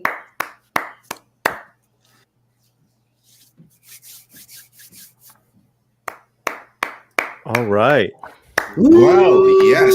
Nina, Thank you, Nina Raise Diaz. the roof. That was awesome. Blew the roof off. Yeah. Roof is gone. That's awesome. Thank you, Nina Diaz, for Thank performing live for Midnight's Edge and Midnight's Edge Español, because this will, of course, be re-uploaded there. Thank you. Gracias. Look, I got my gracias. Oh, gracias. Oh, gracias. The Yes. chat's loving you, man. The chat is loving you. So What I want to say Maxwell hi. Access claps figures in great support. What's up, brother? Yeah. So, hello everyone. Thanks for listening. Again, Jesse Borrego, Sananto por vida. Thanks for always repping, brother. And again, Paulie, thank you for all your support and the access to this great stuff we get to perform for. And it's always for a good cause. Thank you, brother. We have sexy Jesus in the background there. He says thank you too. Hey, Paulie, he stole my hat. What's going on here? Oh, There you go. Well, no, I don't have that much hair. So that's why I wear the hat. Or as I call it, hair alternative treatment. Oh, he wants to show you his cholo. Here he comes. Oh my god. You know that always steals my heart, right? The musical cholo. The musical cholo. That's how he got me. I saw him in it, and I was like, I'm in love. I'm Italian. We call that, my parents, we call that a kupalik. Kupalik. Kupalik, yeah. Kupalik. Kupalik. I don't know why I added I don't think that's right. Opelicano. Kupalicano. There you go. Mexicano. Italian, Spanish, the sort of the same. Right. I could tell everybody go F themselves in just about any language now. So That's sweet. That's sweet. What? That's sweet. That's sweet. Oh, that's so nice. That's on like your profile for your dating app. I can tell everybody to F off in every language. He's a keeper. He's the one. It's him. I found him. To be fair, Mom, that's I like the found first thing you learn in every new language, though, isn't it? It's all the curse words. Well, Hey, Andre, Nina, I have a question for Jorge. Hey, babe, they want to talk to you. One question. Hey, those arrangements were beautiful. How much of those does Nina let you chime in on? or is it collaborative? Because the drum patterns. To be honest, Nina, ever since she recruited me as her drummer before we became partners with the other bandmates of the previous band, she always let us have full, she let us put our soul into it. Exactly. And if something's needed to be adjusted, she would, give critiques because it is her music, her performance, her art. And I respect that. So whatever she has, I can take direction easily from her. But top-notch arrangements. Beautiful. She makes it easy. She does it all. I just add little oomph of kick, but it's all her for real. Love it. I think I've gotten better. I think after 20 years, I think I finally got a little bit better. You play well with others? Oh no, arrangement, yeah, but not playing with others. I'm still working on that. Now we barely got to a sweet spot where I'm like, Dude, okay, beautiful. I'm listening to you, but you have to listen to me. Okay, I'm trying to be like Michael Jackson. I say this with love. Just play it how I wrote it. Thank you. Or you're sleeping on the couch. That's why it's it is hard. No, but he's gotten. I think it's just strengthened our relationship as a whole, and that's why we're gonna keep it as a 2-piece for a while because I'm like we're just getting stronger to communicate with each other. I love the 2-piece. Yeah, it feels good. Like I don't want to throw other people into the mix just yet. Even though I miss my guys when I had my solo band touring. I think right now it's important for us to get the stability even stronger, and then we can bring other people into our craziness. Yeah. Nina, you have an international crowd that just saw you. Lots of great reaction. Awesome. Where can they get where can they check out your music?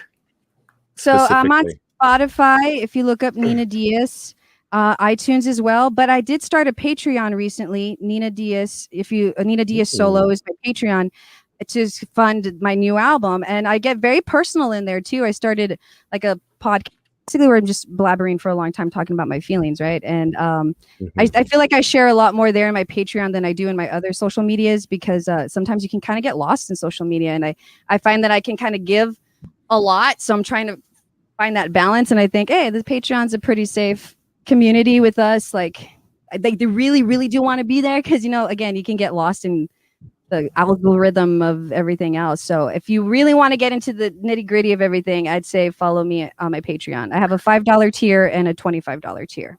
Orale. We'll get that in the link there, Andre. Tom or Rob, did you guys have any questions for Nina? Well, first I want to point out some audience reactions that were so good that Prince Andrew, he even sent $50 Australian super chat just to say thank you, Nina and Jorge and Midnight Edge. I punched my mic. Incredible show. Dude, you're so good from Australia. Rand was 42 also points out that White Stripes were a 2-piece as well, and they were awesome. So there is some excellent precedent there. And Max Relax points out all the songs were good, but the third was his favorite. That was a new one that I hadn't heard yet. I like know all your songs. Yeah. So far, I mean, we played like I guess the ones that we're most comfortable with you so far. But give it all you got. That's where I've had the time to be able to go back and edit myself now without being hard on myself. That's the good thing when you're writing is get all your ideas out, but no, you can always edit yourself. It doesn't have to be that first draft, and sometimes it shouldn't be that first draft. So it's okay to edit. So I went back and edited that one, and I was like, it was one of those.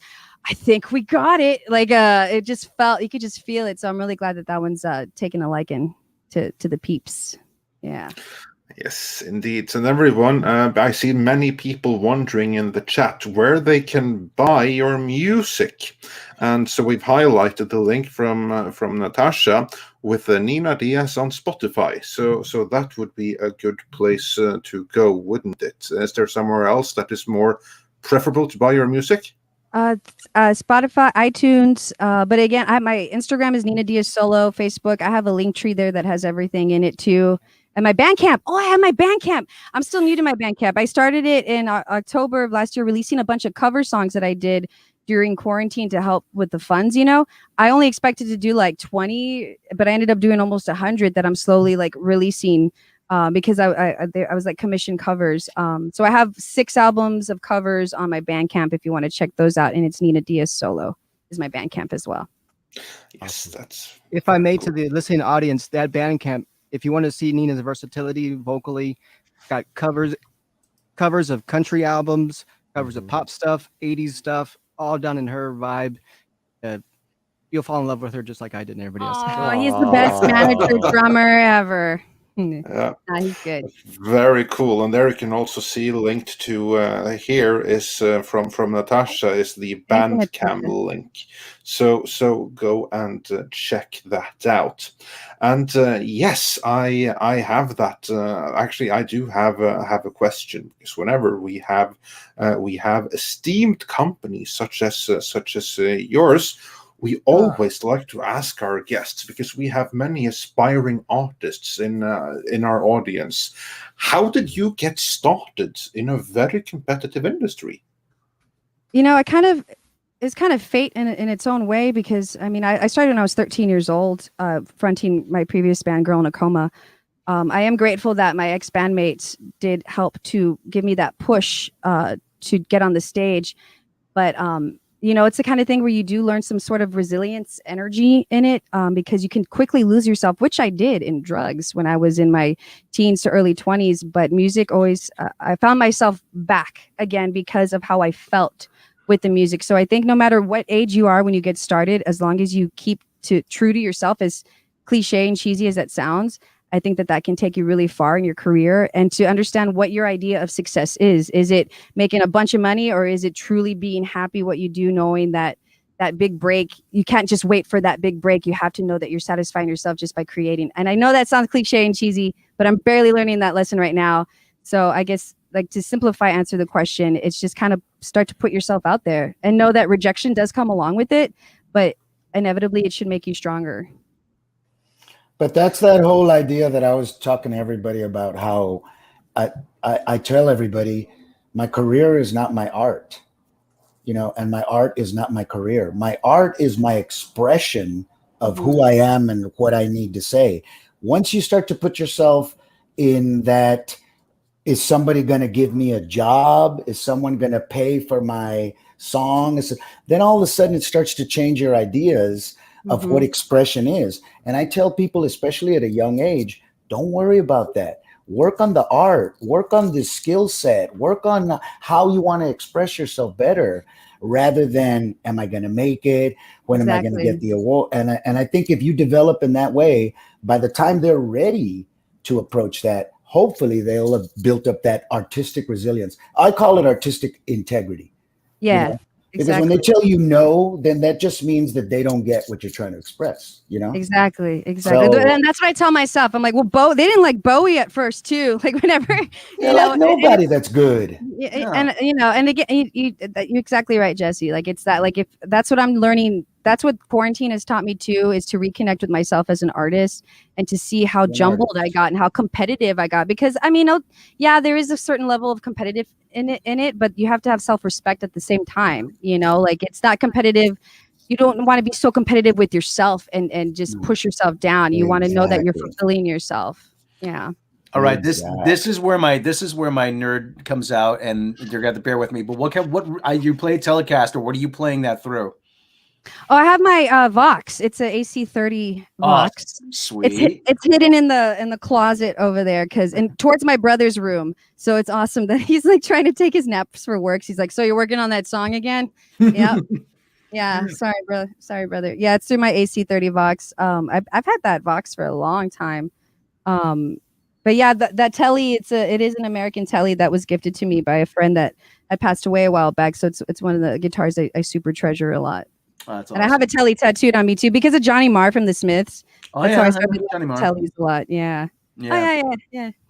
I know Johnny Marr. Yeah. And I don't know personally, but Johnny Marr, Johnny Thunders, Johnny Ramone. I know, all the Johnnies. I'm in the Johnny Club, Johnny Canales.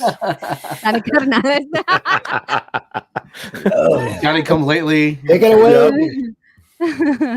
Do you use any effects? I mean, I do. I have my rat distortion pedal, and I have really that's the only effect I have. I have a grunge distortion pedal that I'll click on for an boost.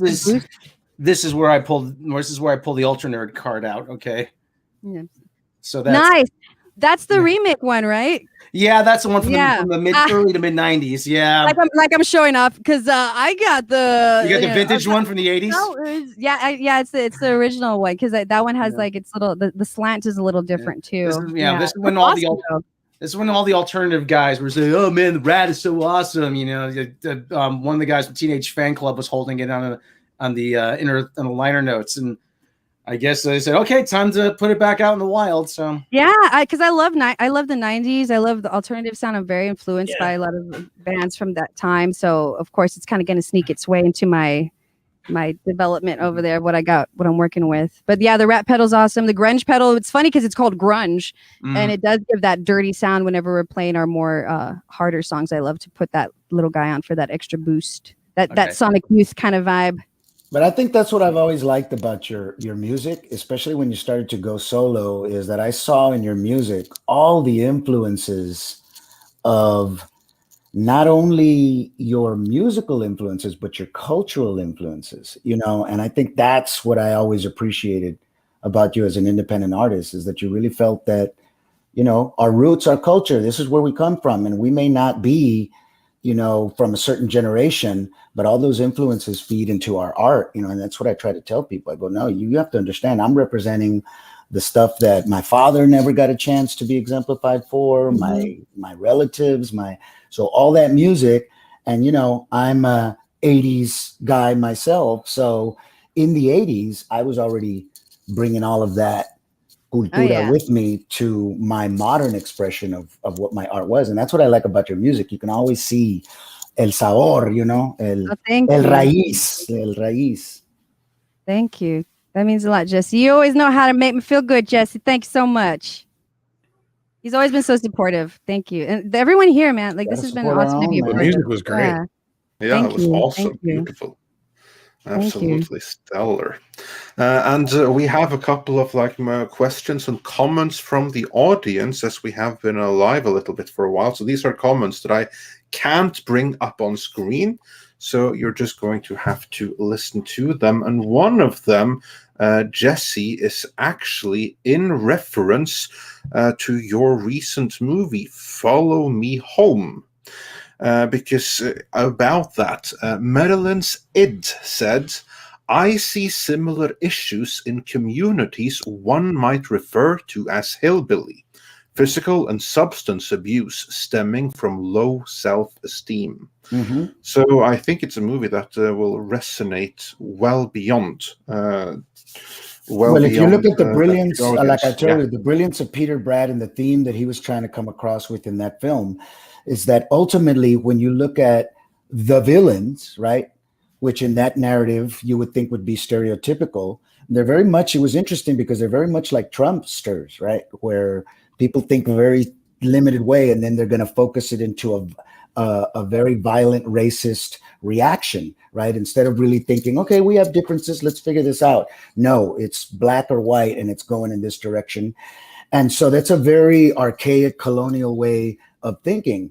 And so if you look at the white characters in that film, they're three-dimensional. These actors were incredible that played them. So even though they have that position as the villains, they transform in the back half, and it's actually one of them that is able to liberate himself from that point of view. But he's also the one that's been studying martial arts, Asian philosophy, so he's kind of getting that idea of transformation. So it's interesting that they talk about that, because that's really what we're dealing with right now. So I would say, yeah, even if you're from a rural white community, you're dealing with cultural soul wounds that you have to heal in order to be able to accept the fact that we're all human beings. We're all one. So great perception. Hope you like the movie. Follow Me Home. Órale. Yes, indeed. I'll follow you anywhere, Jesse. Vámonos. Let's Follow me go. to the taco house. Oh, what's that, babe? Oh, Mrs. Slant was yelling at me. Romy was yelling at me. Yeah, it's wonderful when we can get some real life into the stream here. I know. Like, what did I do? But like some magical moments will come out that way. Like for instance, when both Paulie and Tom and Jesse and I think Rob were there in the Blood In, Blood Out reunion panel when that we just that way got the Helen Mirren cameo, which is something I'll never just forget. Popped in. Hi, everybody. But you notice she was like trying to get into the act the whole time, man. Hey, she kept like, excuse me. Oh, excuse me. Entonces, a trained actress, like she doesn't know where the camera got a is. box. Right? They said, hey, What's in the box? What's in the box? What's in the box? What's in the box? That's the mystery box. Finally, Tom says something. What's in the box? Don't open it. Don't open it. It's what they want. They want you to open it. Well, really, this whole thing started with me and Tom hanging out on each other's streams, and him so fascinated with the Latino culture and La Bamba and Blood In, Blood Out, and here we are, man. Cinco de Mayo. Yeah, well, Cinco de Mayo también, but opening up the new channel of Midnight's Edge Español is something I know Andre's it's a big passion of his. Yes, indeed. Hey, so we got to do this whole thing again in Español. Let's do it. Nina, you got to translate your songs in Español. I'm on it. Yeah, you got to remember everything you've just said for the last 2 hours, and then repeat it in Spanish. Jesse. Hey, so funny joke about that. So we did the Spanish version of Blood In, Blood Out. It was called Sangre por Sangre. Andre, you don't know this, but it's very famous in Latin America. It's the exact same film dubbed over in Spanish, right? So when I knew this was happening, I told the director and the producer, I go, I speak Spanish. I want to do my own translation. They said, it's the whole movie. We've got Mexican voiceover actors. I said, I speak Spanish. I know how to act in Spanish, and I know Chicano slang. So this guy's not going to know Chicano slang. So I know where I did all my slang. Let me do it. They said, fine. So my voice is on that Spanish translation, Sangre por Sangre, right? However, I acted off of a script, right? It was different than what I did when I did the English version. So I remember my lines in English. I don't remember my lines in Spanish. So my favorite lines that everybody knows in English, when my Spanish-speaking fans come up to me and they say, do that famous line, I don't know what to say because I only did it once. So it's hilarious when I hear my favorite lines in Spanish. It is pretty funny. Jorge wants to put you on the spot right now and tell you. Can you do one right now? He doesn't remember. Do you remember? You do? Let me see. A ver, ¿quieres hospitalidad? Ahí está una lata de chinga tu madre ahí en la mesa. Sírvate. That's that one where I tell them, you want hospitality? There's a can of, excuse my French, chinga tu madre right there on the table. But it's a point where the brothers are very, again, talking about that sobriety issue, right? When I did that and I spun off of that, I said to myself as an actor, I went, what am I saying? All my Mexican grandmothers are going to watch this movie and they're going to be horrified. But then I thought, you know what? I know this character. He is so far gone in the needle that he would literally say that to his brother because he's such an idiot and because of how far that character goes downward. And I know that I have tecatos in my family, so I wanted to make sure that I pointed that out, that those people are hurting, man, that those people are so far gone, they'll do something stupid like that. And that's the tragedy. It's not a villainous thing.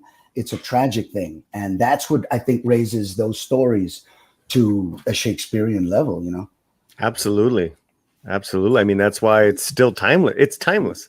It's timeless but movie. Even the end of the film, Jorge, when I go, we come out chased by hounds, wearing a pinche rabbit's foot for luck. But we've got something better than a rabbit's foot for luck. We've got familia, raza, way. So I end an American film. I end an American film with a Spanish phrase, raza, way. And that's so slang that I said to myself, okay, this is not for an American audience. This is for my raza. You know, they're going to understand the code. And I think that's what I was able to do with the Spanish version. But it's interesting because I you know, a lot of those good lines I don't know in Spanish. But you know, it's beautiful Chicano slang, which is like uniquely an American experience. Code, man. Yeah, it's a uniquely American. Puro code, yeah. Puro code, man. Puro code, it's probably one of the great Andre and Tom. Probably one of the greatest speeches to end a movie I've ever heard. Jimmy Santiago Baca. Woo. Yep. That was the writer, and he's winning a lot of literary awards right now. He actually does a big writing camp in July there in Albuquerque, New Mexico, and he does a lot with people that have dealt with prison and are dealing with PTSD from prison and that type of life, and he gets them into writing, poetry, and writing, and it's beautiful because he has a new book coming out, Jesse, and he's sending me one. I mean, I'm like, Te rayaste, homeboy. I'm innocent. Te rayaste. Yeah, I'm gonna review it for sure for Midnight's Edge Español. Lucky man. Awesome. And then Nina sending you her new project. What's up, dude? You get all the hookups to Polly? What's going on? Hey, you're part of you're part of it, bro. You're part of it. Right. We gave out your movie Monday. Hijo. Which one? Hey, wait. Wasn't I supposed to get a shirt? You never sent me a shirt, Polly. I thought I was supposed to get a shirt, a Latino slant shirt. Really? Yeah, what's up? I didn't get mine either. What? Whoops! I gotta go. Dang it! Well, you certainly got a reminder now. Hey, bye. So Nina, how long did it take y'all to set up that little virtual studio? And why did you say it took you guys a while to figure it out? Well, because at first, you know, when COVID hit, of course, shows got canceled, everything, and then time to get adjusted. I think after doing all the cover songs that were commissioned, it kickstarted me back into the groove of music in general, and then writing new material. And we're like, well, we want to get it out there, but actually, I collaborated with this company called Pretty Paints Party, based out of California. It's so sweet because the owners are sweet. They reached out to me. They're like, hey, let's put together a special Nina Diaz kit where it was like a picture of me, and they put everything together, the paints, and it's a Zoom stream. So that was my first time actually streaming. Like, I never even really did Instagram streaming before because I would actually get super nervous with it. It was a weird kind of nerves to get over with the camera. It's interesting. So after doing the first Pretty Paint stream, it was just me and my acoustic. And I was like, I want to make this a little better, for the people, not just like this. Well, let's look into different programs. And that's how we found OBS. And then we actually had some help from Latino Slant, setting some things up with some questions. And then, we've just slowly been, green screen. We wanted to have more fun with the green screen, but right now we just like the vibe and the energy of it before we start making that super 90s look where we green screen everything. But it's been a lot of trial and error, because it's a pretty small space. And at first I had Jorge behind me, but then I was like, you know what? It's us too. Let's bring it closer together and actually like show we're in unison here. So we've been just testing out a lot of different stuff. From where we were this time last year, I wouldn't even think we would be doing this. And now I'm really proud. Is it thunk? I wouldn't have thunk this. I wouldn't have thunk it. Who would have thunk that we'd be doing stream? Who would have thunk it? Puro thunk. That's the name of our company. Puro thunk. Puro thunk Productions. Wow. But we're actually kind of starting our own little production here, Beat Girl Productions, where I'm like, you know what? We're learning how to stream. We're recording the album from home. I'm using Logic Pro X. It's a lot of DIY stuff, but I think some of the best things I've done have started off DIY. Like that's just in my energy of to work, right? Like I want to learn all the ins and outs, and whatever we are able to do for ourselves, we want to share that with our community and our other musician friends that are struggling financially as well. And it's like, hey, if we can do this way cheaper and do a great product, let's be the guinea pigs first in our own way before we kind of like bring other people in. Yeah, it's been cool, man. It has been cool to learn. Well, it works. Thank you. Totally works. Very cool indeed. And we have a couple. We've received like some tips and some kudos from our audience. Anti-Derivative Jill sent us a super sticker with a rose. And Darius Münchhausen, he sent us a popcorn super sticker, probably in anticipation of the live performance. So thanks for that. And Chris Webb sent us a donation with no text attached, but thank you so much for that.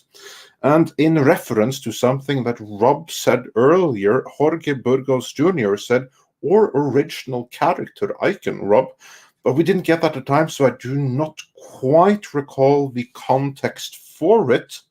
And Tiberius Monk said, I am excited for Phase 4 of the MCU. They have achieved a cinematic universe that's unrivaled. Every film will earn a chance with me until they prove me wrong. And that's very fair. And the last millennial, he sent 2 super chats back to back with a picture request in them. So if you're still here watching The Last Millennial, I'm going to do these super chats in the Friday show. So be sure to get back to that, because then we can have, because they invite a longer discussion. So we'll do that on Friday. So we'll get back to them on that. And on that note, again, when we just got the super sticker from Grand Wasu 42 for €5. So thank you so much for that. That is much appreciated. And with that, I do believe we are fully caught up. Then I just want to say thank you so much to Jesse Borrego for being here with us today, for telling us about your career, the behind-the-scenes stories of Blood In, Blood Out, your passion, and your upcoming project, which is linked to in the description. So everyone, do check that out. And I also would like to say thank you to Nina Diaz for gracing us with an amazing performance. And I know that many people in the chat discovered you for the first time today. So I think you'll be seeing some more sales on your various sites. So yeah, that's awesome. We know what you're all about, Nina. Getting my music out there, that's what it's about. Helping people. It's all, I'm gonna help people. Try to make it sound tough, and it's like, it's good. I'm gonna help the heck out of people. I'm gonna help the F out of people. Be a servant. To make people good, confident. For the good. For the greater good. I'm gonna help people out. Okay, I'm gonna stop. Okay. And also, I would like to say thank you to everyone in the chat for joining us today. And everyone, head on over to Midnight's Edge Español. Give the channel your support and subscription to help it get established, so the algorithm starts recommending things from there. And that's also where the interview with Jesse and the performance from Nina is going to be re-uploaded. And the last millennial just said, all right, see you Friday. I'm a head out. Hail Midnight's Edge. Oh, excellent. You got it. Yes. So we'll follow up on that note. And Natasha also has a message or a link for Midnight's Edge Español. So do check that out. And with that, any parting words for our audience, Jesse? Yes, absolutely. Thanks for watching Midnight's Edge. Make sure and watch them in Español. And I'll make sure and memorize all my favorite lines from Blood In, Blood Out, Sangre por Sangre for the Español version. We'll have you on soon on that show. Absolutely. Those are going to be live Tuesdays and Thursdays, 9 a.m. Puedo hacer la entrevista en español, no hay problema. Yep. So, échale. Puro Tex-Mex slang. Love it. Yes. And Nina and Jorge, any thing you want to say to the viewers before we round out? Well, thanks for having us, and it's nice to meet everyone in the chat, and it's nice to see everybody here. And welcome aboard the Nina train. That sounded really horrible. It sounded better in my head. Welcome aboard. And happy to have you. Happy to have you. Oh, Nina. Listen to the jams. It's all right. I'm gonna be fine. I'm sober, and this is sober. This is a Let's hit a meeting. Let's hit a meeting after this. Yeah. Oh God. Yeah, I'm talking to my sponsor. I said welcome aboard the Nina train. Yeah. I don't know. I don't know. Yeah, that can be taken totally wrong way. I've said that right.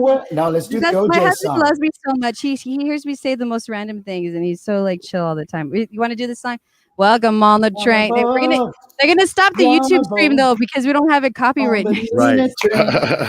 I'm doing the OJ's version. People all over the world joining on the Nina train. And that one's probably more expensive. Yeah. Right. Yeah, no, that Right. It's a more uplifting. Exactly. But everyone, thanks for watching, and we will be leaving you with one final musical piece for today, won't we, Tom? Say one thing. Yeah. Tonight, Latino Slant, 7 p.m. Pacific. Cinco de Mayo show continues on our channel tonight. Thanks a lot. Awesome. Happy Cinco de Mayo, everybody. Koalas in the rain, koalas in the rain, no fucks given. Koalas in the rain, koalas in the rain, no fucks given. Koalas in the rain.